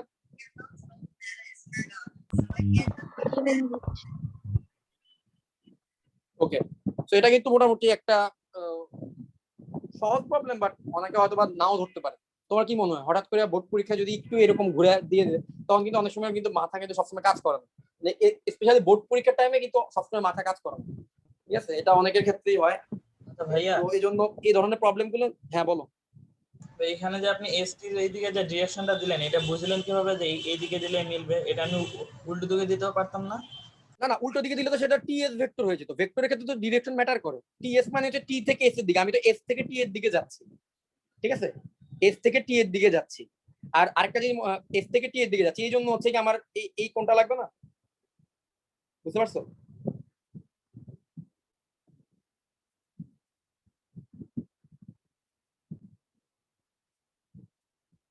আচ্ছা আচ্ছা আচ্ছা, দাঁড়াও দাঁড়াও দাঁড়াও দাঁড়াও, একটু একটু একটু ঝামেলা হয়েছে, একটু ঝামেলা হয়েছে। আমি বলি একটু ঝামেলাটা কোথায় হয়েছে। সবকিছু ঠিকঠাক আছে। আমরা যেটা করলাম আর এস ভেক্টর করলাম, আর এস ভেক্টরের সাথে এস টি ভেক্টরের ডট প্রোডাক্ট করছি। বাট একটা জিনিস খেয়াল করো, যখন যখন মধ্যবর্তী কোণ বের করতে চাই, তখন কিন্তু আমাদেরকে ভেক্টর দুইটাকে একই বিন্দু থেকে শুরু হইতে হয়। এখানে কিন্তু একটা ব্যাপার আছে। তা নুইনের প্রশ্নের অ্যান্সারটা বলি। নুইনের প্রশ্নের অ্যান্সার হচ্ছে যে কি, আমি যেখান থেকে যেই ডিরেকশনের ভেক্টর চাচ্ছি আমি ওইখান থেকেই অ্যারোটা দিব। আমি চাচ্ছিলাম এসটি ভেক্টর, এসটি ভেক্টর চাইলে আমি এস থেকে টি এর দিকে ডিরেকশন দিব। আর তুমি যদি উল্টা দিকে ডিরেকশন দিতে চাও, হ্যাঁ দিতে পারবা, সেক্ষেত্রে তোমার টি এস ভেক্টর লিখতে হবে, তুমি আমার মতো এসটি লিখতে পারবা না। ক্লিয়ার? আচ্ছা, এবার আমি আমার ফলটা বলি, আমার ভুলটা কোথায় হয়েছে। আমরা যখন দুইটা ভেক্টরের মধ্যবর্তী কোণ বের করতে যাই, তখন আমাদের যেটা করা লাগে, আমরা ওই দুইটা ভেক্টর ডট প্রোডাক্ট করি, কিন্তু ওই ভেক্টর দুইটা কিন্তু একই বিন্দু থেকে স্টার্ট হয়, ওই ভেক্টর দুইটা কিন্তু একই বিন্দু থেকে স্টার্ট হয়। বাট এখানে একটা জিনিস খেয়াল করো, আমি আর এস আর এসটি ভেক্টর বের করলাম, বাট দেখো তো আর এস ভেক্টর যেটা, সেটা ডিরেকশন কিন্তু এই দিকে, আর এসটি হচ্ছে এই দিকে। তার মানে আর এস ভেক্টরটাকে যদি আমরা এই জায়গায় নিয়ে যাই, আর এস ভেক্টরটা বেসিক্যালি এই ডিরেকশনে যাচ্ছে, তাহলে আমি আর এস আর এসটি এর মধ্যবর্তী কোণ যদি আমি ডট প্রোডাক্ট করি, তাহলে যে থিটাটা পাবো সেই থিটাটা কিন্তু এই থিটাটা পাবো আমি। ঠিক আছে? তাহলে এই জায়গায় আমার একটা ভুল হয়েছে। আমি কিন্তু আর এস ভেক্টর বলতে কিন্তু দেখো, আমি আর এস আর আর টি যদি করতাম তাহলে আমি এই থিটা পাইতাম, কারণ দেখো তো একই বিন্দু থেকে দুইটা শুরু হয়েছে। বাট আমি যদি আর এস আর এস টি ভেক্টরের ডট প্রোডাক্ট করি, তখন বেসিক্যালি আমি এইখানে যে থিটার এইটা পাবো। কিন্তু আমার টার্গেট তো এইটা বের করা। আমার টার্গেট কোনটা বের করা? আমার টার্গেট হচ্ছে এই কোনটা বের করা, এই কোনটা বের করা। তাহলে এখন আমরা যে অ্যান্সারটা বের হয়েছে, সেই অ্যান্সারটাকে দেখো তো তুমি, এই যে আমার যে পুরা রেখাটা, এই পুরা রেখাটা হচ্ছে 180 ডিগ্রি, পুরা রেখাটা হচ্ছে 180 ডিগ্রি। তাহলে 180 ডিগ্রি থেকে এইটা যদি আমি বের করে ফেলতেই পারি, তাহলে 180 ডিগ্রি থেকে এই অংশটুকুকে যদি বিয়োগ করি, তাহলে আমি আমার অ্যান্সারটা পেয়ে যাবো না? আর এস টি, কোন আর এস টিটা পেয়ে যাবো না আমি? তাহলে এটা পাওয়ার জন্য আমাকে যেটা করতে, এখন আমার যে অ্যান্সারটা বের হইছে না, এটা থেকে আমার যেটা করতে হবে, অ্যান্সার ইজ ইকুয়াল টু লিখতে হবে 26.29 আসে অ্যান্সার। 26.29, very good, 26. এটা থেকে তোমার কি করতে হবে? cos ইনভার্স 20 মাইনাস 26/29 এটাকে বিয়োগ করতে হবে। বিয়োগ করলে তুমি 26.29 ডিগ্রি পাবা। ঠিক আছে? 26.29 ডিগ্রি কিন্তু পাবা। ওকে, আচ্ছা, স্যার এটা কেন? হ্যাঁ বলো। হ্যাঁ, তুমি একটা জিনিস দেখো, আমি তোমাকে একটা সিম্পল জিনিস দেখাই। এখানে বেসিক্যালি যে ঝামেলাটা হইছে, হ্যাঁ দেখো, এখানে একটা ভেক্টর, আর এইখানে একটা ভেক্টর। তোমাদেরকে বলি, ভেক্টরের দেখো, ভেক্টরের ক্ষেত্রে সবসময় যখন তুমি মধ্যবর্তী কোণ বের করবা, তখন তোমাকে যেটা করতে হয়, শীর্ষবিন্দু আর পাদবিন্দু দুইটার পাদবিন্দু সেম থাকা লাগে। তার মানে এখানে দেখো, এখানে হচ্ছে গিয়ে এইটার শীর্ষবিন্দু গিয়ে এটার পাদবিন্দুর সাথে মিলছে না। এখন তুমি যদি কোণ বের করো, সেটা তোমার কোণ হবে না। তাহলে এখন আমাকে যেটা করতে হবে, এই দুইটার শীর্ষবিন্দু সেম করা লাগবে। তো শীর্ষবিন্দু সেম করার জন্য এই ভেক্টরটাকে দিয়ে এখানে আমি স্থাপন করতে পারবো। তুমি যদি ডিরেকশন সেম রাখো, একই ডিরেকশন যদি রাখো, ডিরেকশন সেম রেখে ভেক্টরটাকে এক জায়গা থেকে আরেক জায়গায় নেওয়া যায়। এটা তোমরা মনে ফিজিক্সের মধ্যে জানো যে ডিরেকশন চেঞ্জ করা যায়, মানে ডিরেকশন সেম রেখে ভেক্টরটাকে এক জায়গা থেকে আরেক জায়গায় নেওয়া যায়। তাহলে আমাকে যেটা করতে হবে, আমার এই জায়গায় বরাবর ছিল হচ্ছে আর এস ভেক্টরটা। তাহলে আর এস ভেক্টরটাকে আমি একটু স্থাপন করলাম সামনে নিয়ে। ঠিক আছে? আর এস ভেক্টরটাকে সামনে নিয়ে স্থাপন করলাম। তাহলে এইবার গিয়ে আমি তাদের মধ্যে ডট গুণন করতে পারবো, তাদের মধ্যে কোণ পাবো। বাট প্রবলেম হচ্ছে এই যে কোণটা, এই কোণটা তো আমার প্রশ্নে চায় নাই। আমার প্রশ্নে চাইছিল এটা তো এস, ঠিক আছে, আর এটা হচ্ছে টি। আমার প্রশ্নে এই কোণটা চাইছিল, এই জন্য আমি যেটা করলাম, এই কোণটা বের করলাম, বের করার পর আমি 180 ডিগ্রি বিয়োগ করে দিলাম। এখানে দেখো, এই পুরা রেখাটা হচ্ছে 180 ডিগ্রি, পুরা রেখাটা 180 ডিগ্রি, আর এই কোণটা হচ্ছে কি আমি বের করছিলাম। তাহলে আমি 180 ডিগ্রি থেকে এই অংশটুকু বাদ দিলে আমি এই যেটা আমার কাঙ্ক্ষিত থিটা, সেটা আমি পেয়ে যাবো না? রিকোয়ার্ড অ্যান্সার, এটা আমি অ্যান্সার পেয়ে যাবো না? বুঝতে পারছো? জি স্যার, দিচ্ছি। ঠিক আছে, তাহলে মেইন কনসেপ্ট হচ্ছে কি, আমার ভেক্টরের মধ্যবর্তী কোণ বের করতে হলে দুইটা ভেক্টরের পাদবিন্দু সেম থাকা লাগে, মানে একই জায়গা থেকে ভেক্টর দুটো স্টার্ট হতে হবে। বাট আমাদের ওই কোশ্চেনের মধ্যে যে ত্রিভুজটা আমরা দেখছিলাম, ওই ত্রিভুজের মধ্যে ভেক্টর ওই দুটো ভেক্টর একই জায়গা থেকে স্টার্ট হয় না। এই জন্য যখন আমরা ভেক্টর দুটাকে একই জায়গায় নেওয়ার চেষ্টা করছি, তখন আবার যে থিটাটা বের হয়েছে তাদের মধ্যে, সেটা কিন্তু আবার কোশ্চেনে আমাদের কাছে চায় না। তাহলে আমাদের কোশ্চেনে যেটা চাইছে, সেটা পাওয়ার জন্য তখন আমাকে 180 ডিগ্রি থেকে বিয়োগ করা লাগছে। ঠিক আছে?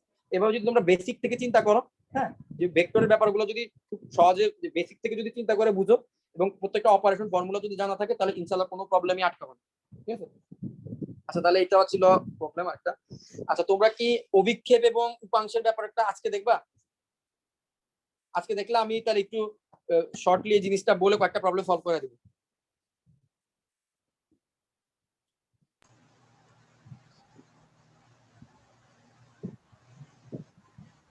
দেখবা আজকে? জি ভাইয়া দেখেন। ওকে, তো আমরা দুইটা ভেক্টরের লম্ব বিক্ষেপের ব্যাপারগুলো একটু ক্লিয়ার করার চেষ্টা করি। ঠিক আছে?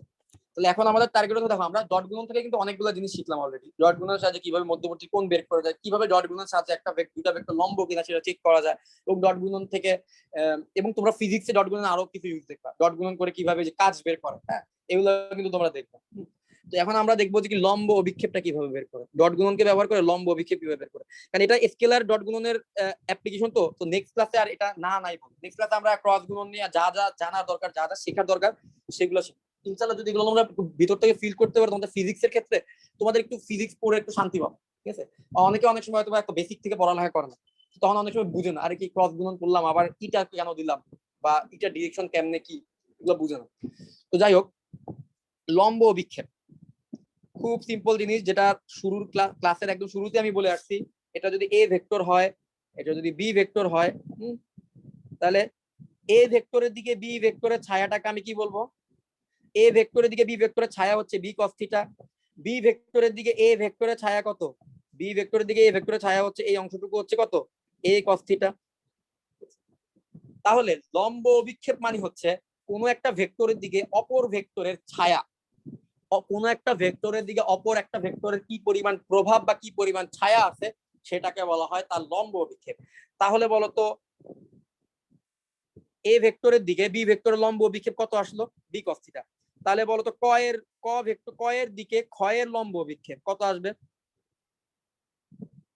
ক cos থিটা। ক এর দিকে খ এর লম্ব অভিক্ষেপ খ কস থিটা। আমার দিকে তোমার লম্ব অভিক্ষেপ,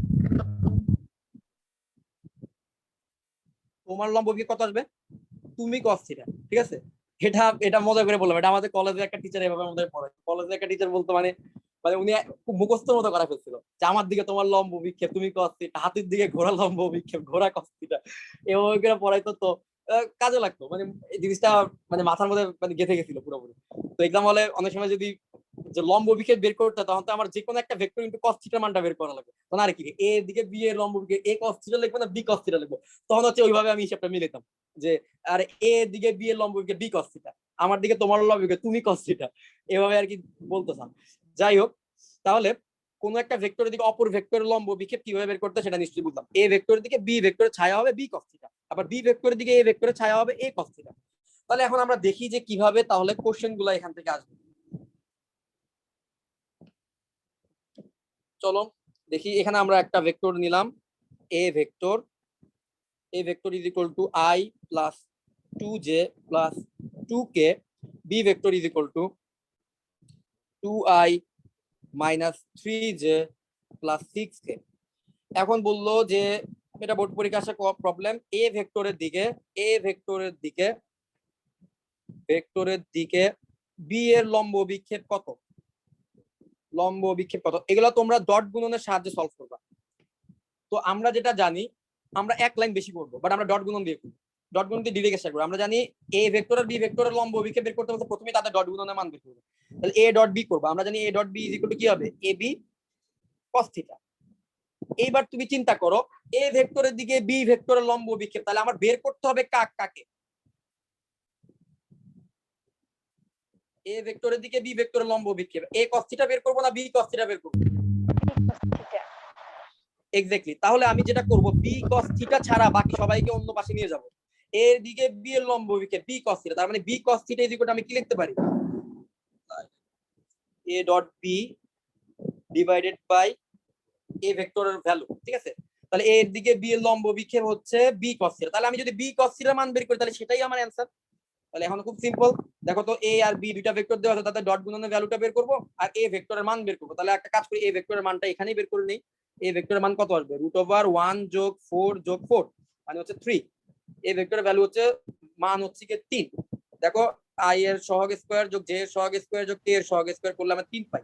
ঠিক আছে, তাহলে আমরা এখানে a ডট b কে 3 দিয়ে ভাগ দিব, তারপরে a আর b এর ডট গুণ মানে হচ্ছে 1 এর সাথে 1 মানে 1 এর সাথে 2 মানে হচ্ছে 2 যোগ 2 এর সাথে -3 হচ্ছে -6, তারপরে দেখো তো 2 এর সাথে 6 হচ্ছে গিয়ে 12 যোগ 12। তাহলে এখানে আমরা পাচ্ছি 12 আর -6 মানে হচ্ছে +6 আর 8, তাহলে 8/3। তাহলে বলতো এ ভেক্টরের দিকে বি ভেক্টরের উপাংশ আমি পাচ্ছি কত, সরি লম্ব অভিক্ষেপ আমি পাচ্ছি কত? এ ভেক্টরের দিকে বি ভেক্টরের লম্ব অভিক্ষেপ আমি পাচ্ছি 8/3। তার মানে 8/3 পরিমাণ ছায়া বা প্রভাব হচ্ছে বি ভেক্টরের এই ভেক্টরের দিকে আছে। ঠিক আছে, কোন একটা ভেক্টরকে আমি সবসময় প্রভাবের সাথে চিন্তা করি যে কোন একটা ভেক্টর বি ভেক্টরের ঠিক কতটুকু প্রভাব এ ভেক্টরের দিকে। একটা ভেক্টরের ডিরেকশন তো এটা, তার মানে তার সম্পূর্ণ প্রভাবটা হচ্ছে এই ডিরেকশন আছে। ঠিক আছে, কিন্তু তার আশপাশের অঞ্চলেও তো তার কিছু প্রভাব থাকে। হ্যাঁ, তো আমরা সেটাই দেখলাম যে তাহলে এ ভেক্টরের দিকে তার সম্পূর্ণ প্রভাবের কত অংশ আছে? সম্পূর্ণ প্রভাবের 8/3 অংশ হচ্ছে এই বি ভেক্টরের প্রভাব এ ভেক্টরের দিকেও আছে। ঠিক আছে, যেমন ঘূর্ণিঝড় যখন হয়, ভারতে একটা ঘূর্ণিঝড় আসলো বা সাইক্লোন কিছু একটা হলো, তার একটা প্রভাব বাংলাদেশের পার্শ্ববর্তী অঞ্চলেও কিন্তু পড়ে। হ্যাঁ, পুরাটা প্রভাবটা হয়তো ভারতে পড়লো, বাট বাংলাদেশে কিন্তু একটা অংশ কিন্তু আসে। ওইটাই আর কি, ওইটাকে আমি অভিক্ষেপের সাথে এভাবে আমি মনে রাখতাম, অভিক্ষেপের সাথে চিন্তা করতাম। তো যাই হোক, এটা আশা করি তোমরা বুঝতে পারছো। তোমাদেরকে আমি একটা প্রবলেম করতে দিই অভিক্ষেপ থেকে। অভিক্ষেপ বের করা খুবই ইজি। তো বুয়েটে আসে একটা প্রবলেম, দেখো স্পেশাল কিছুই নাই, মানে এই প্রবলেমটার মতোই। বি ইজ ইকুয়াল টু দিল হচ্ছে 6i minus 3j plus 2k, আর এ ভেক্টর দেওয়া হয়েছে কত 2i যোগ 2j যোগ k।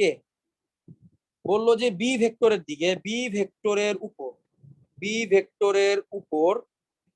এ ভেক্টরের অভিক্ষেপ, এ ভেক্টরের অভিক্ষেপ, এ ভেক্টরের অভিক্ষেপ, বি ভেক্টরের উপর এ ভেক্টরের অভিক্ষেপ কত হবে? বি এর উপর এ এর অভিক্ষেপ এ cos থিটা। তার মানে তুমি প্রথমে মাথার মধ্যে ঢুকাবা যে এ cos থিটার ভ্যালুটা আমাকে বের করতে হবে, তারপরে তুমি ডট গুণন দিয়ে প্রবলেমটা সলভ করা শুরু করো। তুমি A dot B is equal to লেখো, A dot B is equal to হচ্ছে এ বি cos থিটা। সেখান থেকে আমার টার্গেট হচ্ছে এ cos থিটার ভ্যালু বের করে, তাহলে A cos theta is equal to কত হবে? A dot B divided by B এর মান, A dot B divided by B এর মান। এটা করলে তুমি পেয়ে যাবে বি ভেক্টরের উপর এ ভেক্টরের অভিক্ষেপ। তো এটা একটু দ্রুত এই প্রবলেমটা একটু সলভ করো। আমি তারপরে উপাংশের কনসেপ্টটা কত আসছে স্যার? 8/3 আবার 8/3 আসছে। 8/7 আচ্ছা, 8/7 আসছে। বি ভেক্টরের মান দিয়ে ভাগ দিব। বি ভেক্টরের মান কি নুহি তোমার মনে ভুল হয়েছে, 8/7ই হওয়ার কথা। 8/3 কিভাবে হয়? এ cos থিটা ভ্যালু তো আমি বি এর মান দিয়ে ভাগ দিব, বি এর মান তো 7 হওয়ার কথা।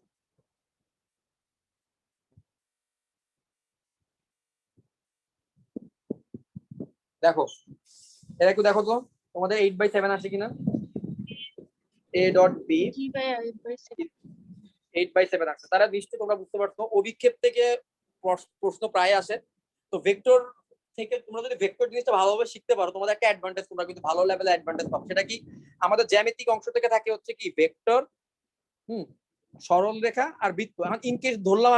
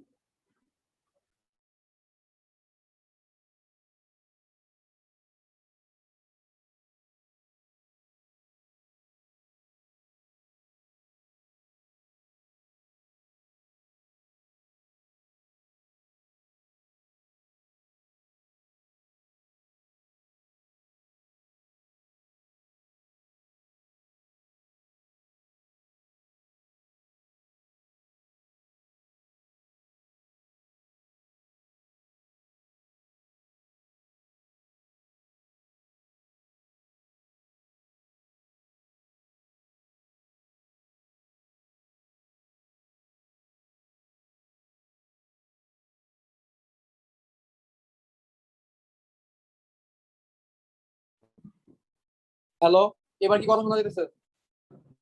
জি ভাইয়া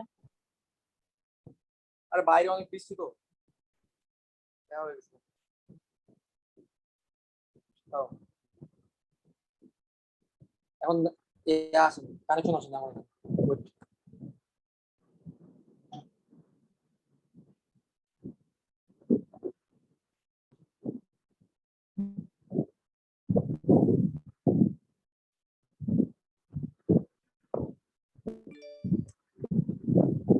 স্ক্রিনটা শেয়ার হয়েছে প্রবলেম। কোন পর্যন্ত শুনতে কে জানেন? তো যেটা ওই বলতেছিলাম আর কি, ভেক্টর সরলরেখা বৃত্ত থেকে দুটো সিকিউ আসবে, আর তোমার হচ্ছে বীজগণিত থেকে দুটো সিকিউ। তো চারটা থেকে তুমি যে কোনো দুটো অ্যান্সার করলে তোমার চলবে। তা তুমি যদি ভেক্টরটা পারো ভালোভাবে, তাহলে তোমার সরলরেখা বৃত্ত থেকে ইনকেস যদি কঠিন কোশ্চেন আসে, তুমি ভেক্টর থেকে কিন্তু সহজে অ্যান্সার করে দিতে পারবে। তাহলে তোমাদের কি ইয়ার কনসেপ্টটা ক্লিয়ার হইছে? অভিক্ষেপের কনসেপ্টটা ক্লিয়ার হইছে? জি স্যার। জি ভাইয়া আচ্ছা, তাহলে যে কোনো দুইটা ভেক্টর দিয়ে যদি বলা হয়, একটা ভেক্টর দিকে একটা ভেক্টর অভিক্ষেপ, তো সেটা জ্যামিতিক ভাবে কি বোঝায়, কিভাবে বের করতে হয়, এটা আশা করি বুঝতে পারছো। আচ্ছা, তো এবার উপাংশের ব্যাপারটা বা অংশ, সেটাকে বলা হয় ভেক্টরের উপাংশ বা অংশ। হ্যাঁ, এই ব্যাপারটা একটু ক্লিয়ার। বাপরে বাপ।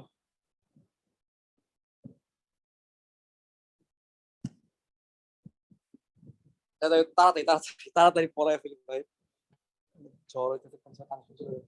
আচ্ছা দেখো, উপাংশ, এবার আমরা দেখবো যে কি উপাংশ বা অংশ অভিক্ষেপের সাথে অনেকটাই সিমিলার। হ্যাঁ, অভিক্ষেপের সাথে অনেকটাই সিমিলার। উপাংশ বা অংশ এটা আসলে কি?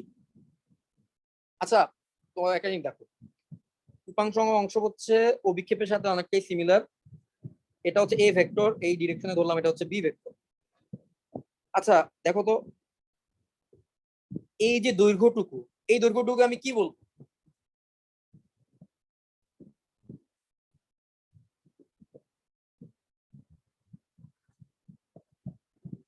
হ্যালো, এই দৈর্ঘ্যটুকু আমি কি বলবো?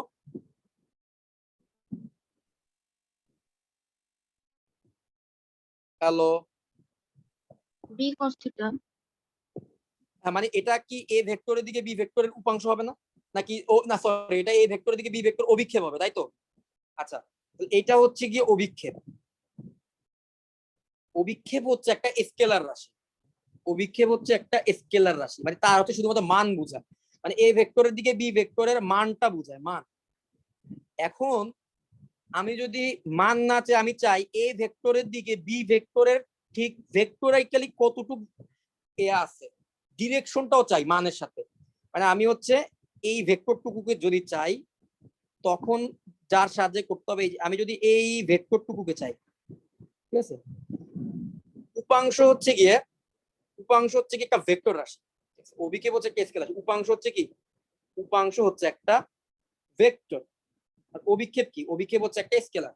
তাহলে যখন অভিক্ষেপ বলতো তখন দেখো আমরা 8/3 পাইছিলাম, 8/7 পাইছিলাম, তাহলে আমি মান পাইছিলাম কিছু, ঠিক আছে। এখন যখন অভিক্ষেপ বের করতে বললো, তাহলে আমি মান পাইছিলাম। উপাংশ কি হবে? উপাংশ আমাদের কাজটা হচ্ছে আমরা প্রথমে এই অভিক্ষেপটুকু বের করব, এই দৈর্ঘ্যটুকু বের করব, তারপরে আমরা দেখব যে এই দৈর্ঘ্যটুকু ডিরেকশনটা কি, তার দিকটাও বের করবো, তার দিকটা বের করে তার সাথে ওই দিকের সাথে এই দৈর্ঘ্যকে গুণ করে দেবো। যেমন মনে করো 3i, এইটাকে আমরা বলবো হচ্ছে তার উপাংশ, এক্স অক্ষের উপাংশ। আর 3 কে আমরা বলবো এক্স অক্ষ বরাবর তার অভিক্ষেপ। কথা ক্লিয়ার? যখনই আমি এই 3 এর সাথে তার ডিরেকশন আই দিলাম, তার দিক দিলাম, তখন সে হয়ে গেল উপাংশ। আর যখন আমি শুধুমাত্র 3 নিলাম, তখন সে হয়ে গেল কি, অভিক্ষেপ। এইটুক বুঝছো কিনা? এইটুক বুঝলে আমি অভিক্ষেপের ফর্মুলা দেখাবো, সবগুলো অঙ্ক পারবো ওই ফর্মুলা দিয়ে।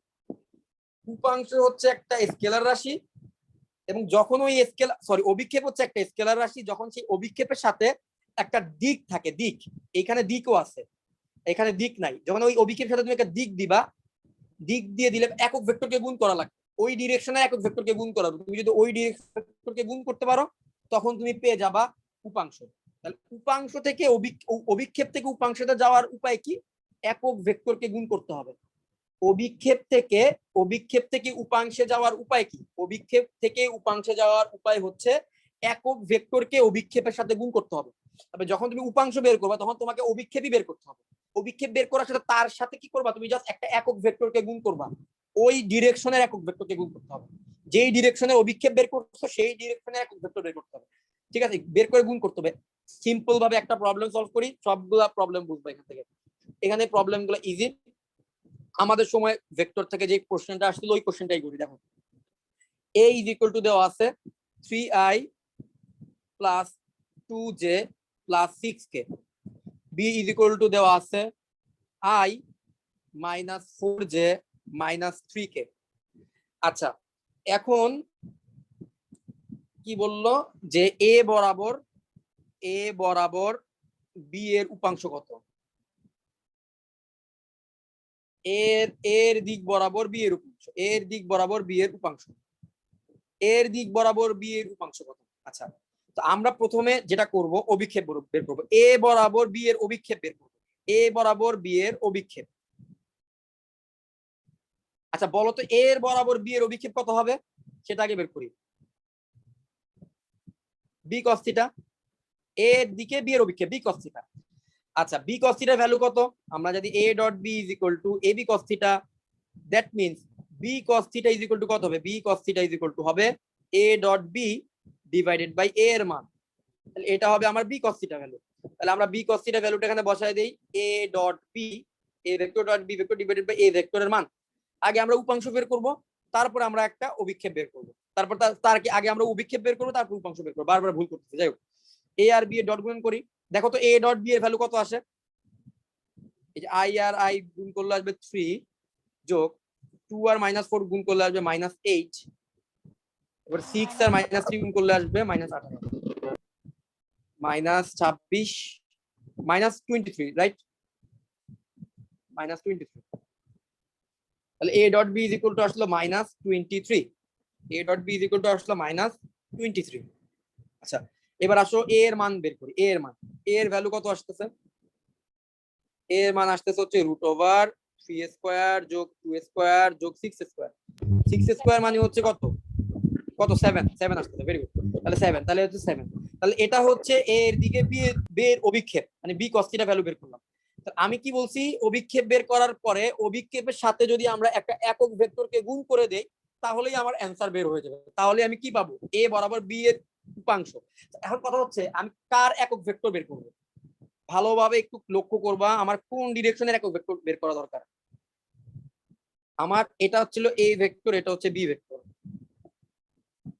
আমাকে কার অভিক্ষেপ বের করতে বলছে, এর দিকে, এটা হচ্ছে ডিরেকশনটা কার, এটা খেয়াল করা। প্রশ্নের মধ্যে কার দিক বলছে, আবার দেখো প্রশ্নের মধ্যে বলছে এ বরাবর, মানে এর দিকে বি এর উপাংশ বের করতে হবে। তাহলে ডিরেকশনটা কার, এর দিক, তাহলে এর দিকে আমি প্রথমে বি এর অভিক্ষেপ বের করছি, এটা হচ্ছে বি cos থিটা, বি এর অভিক্ষেপ বের করলাম।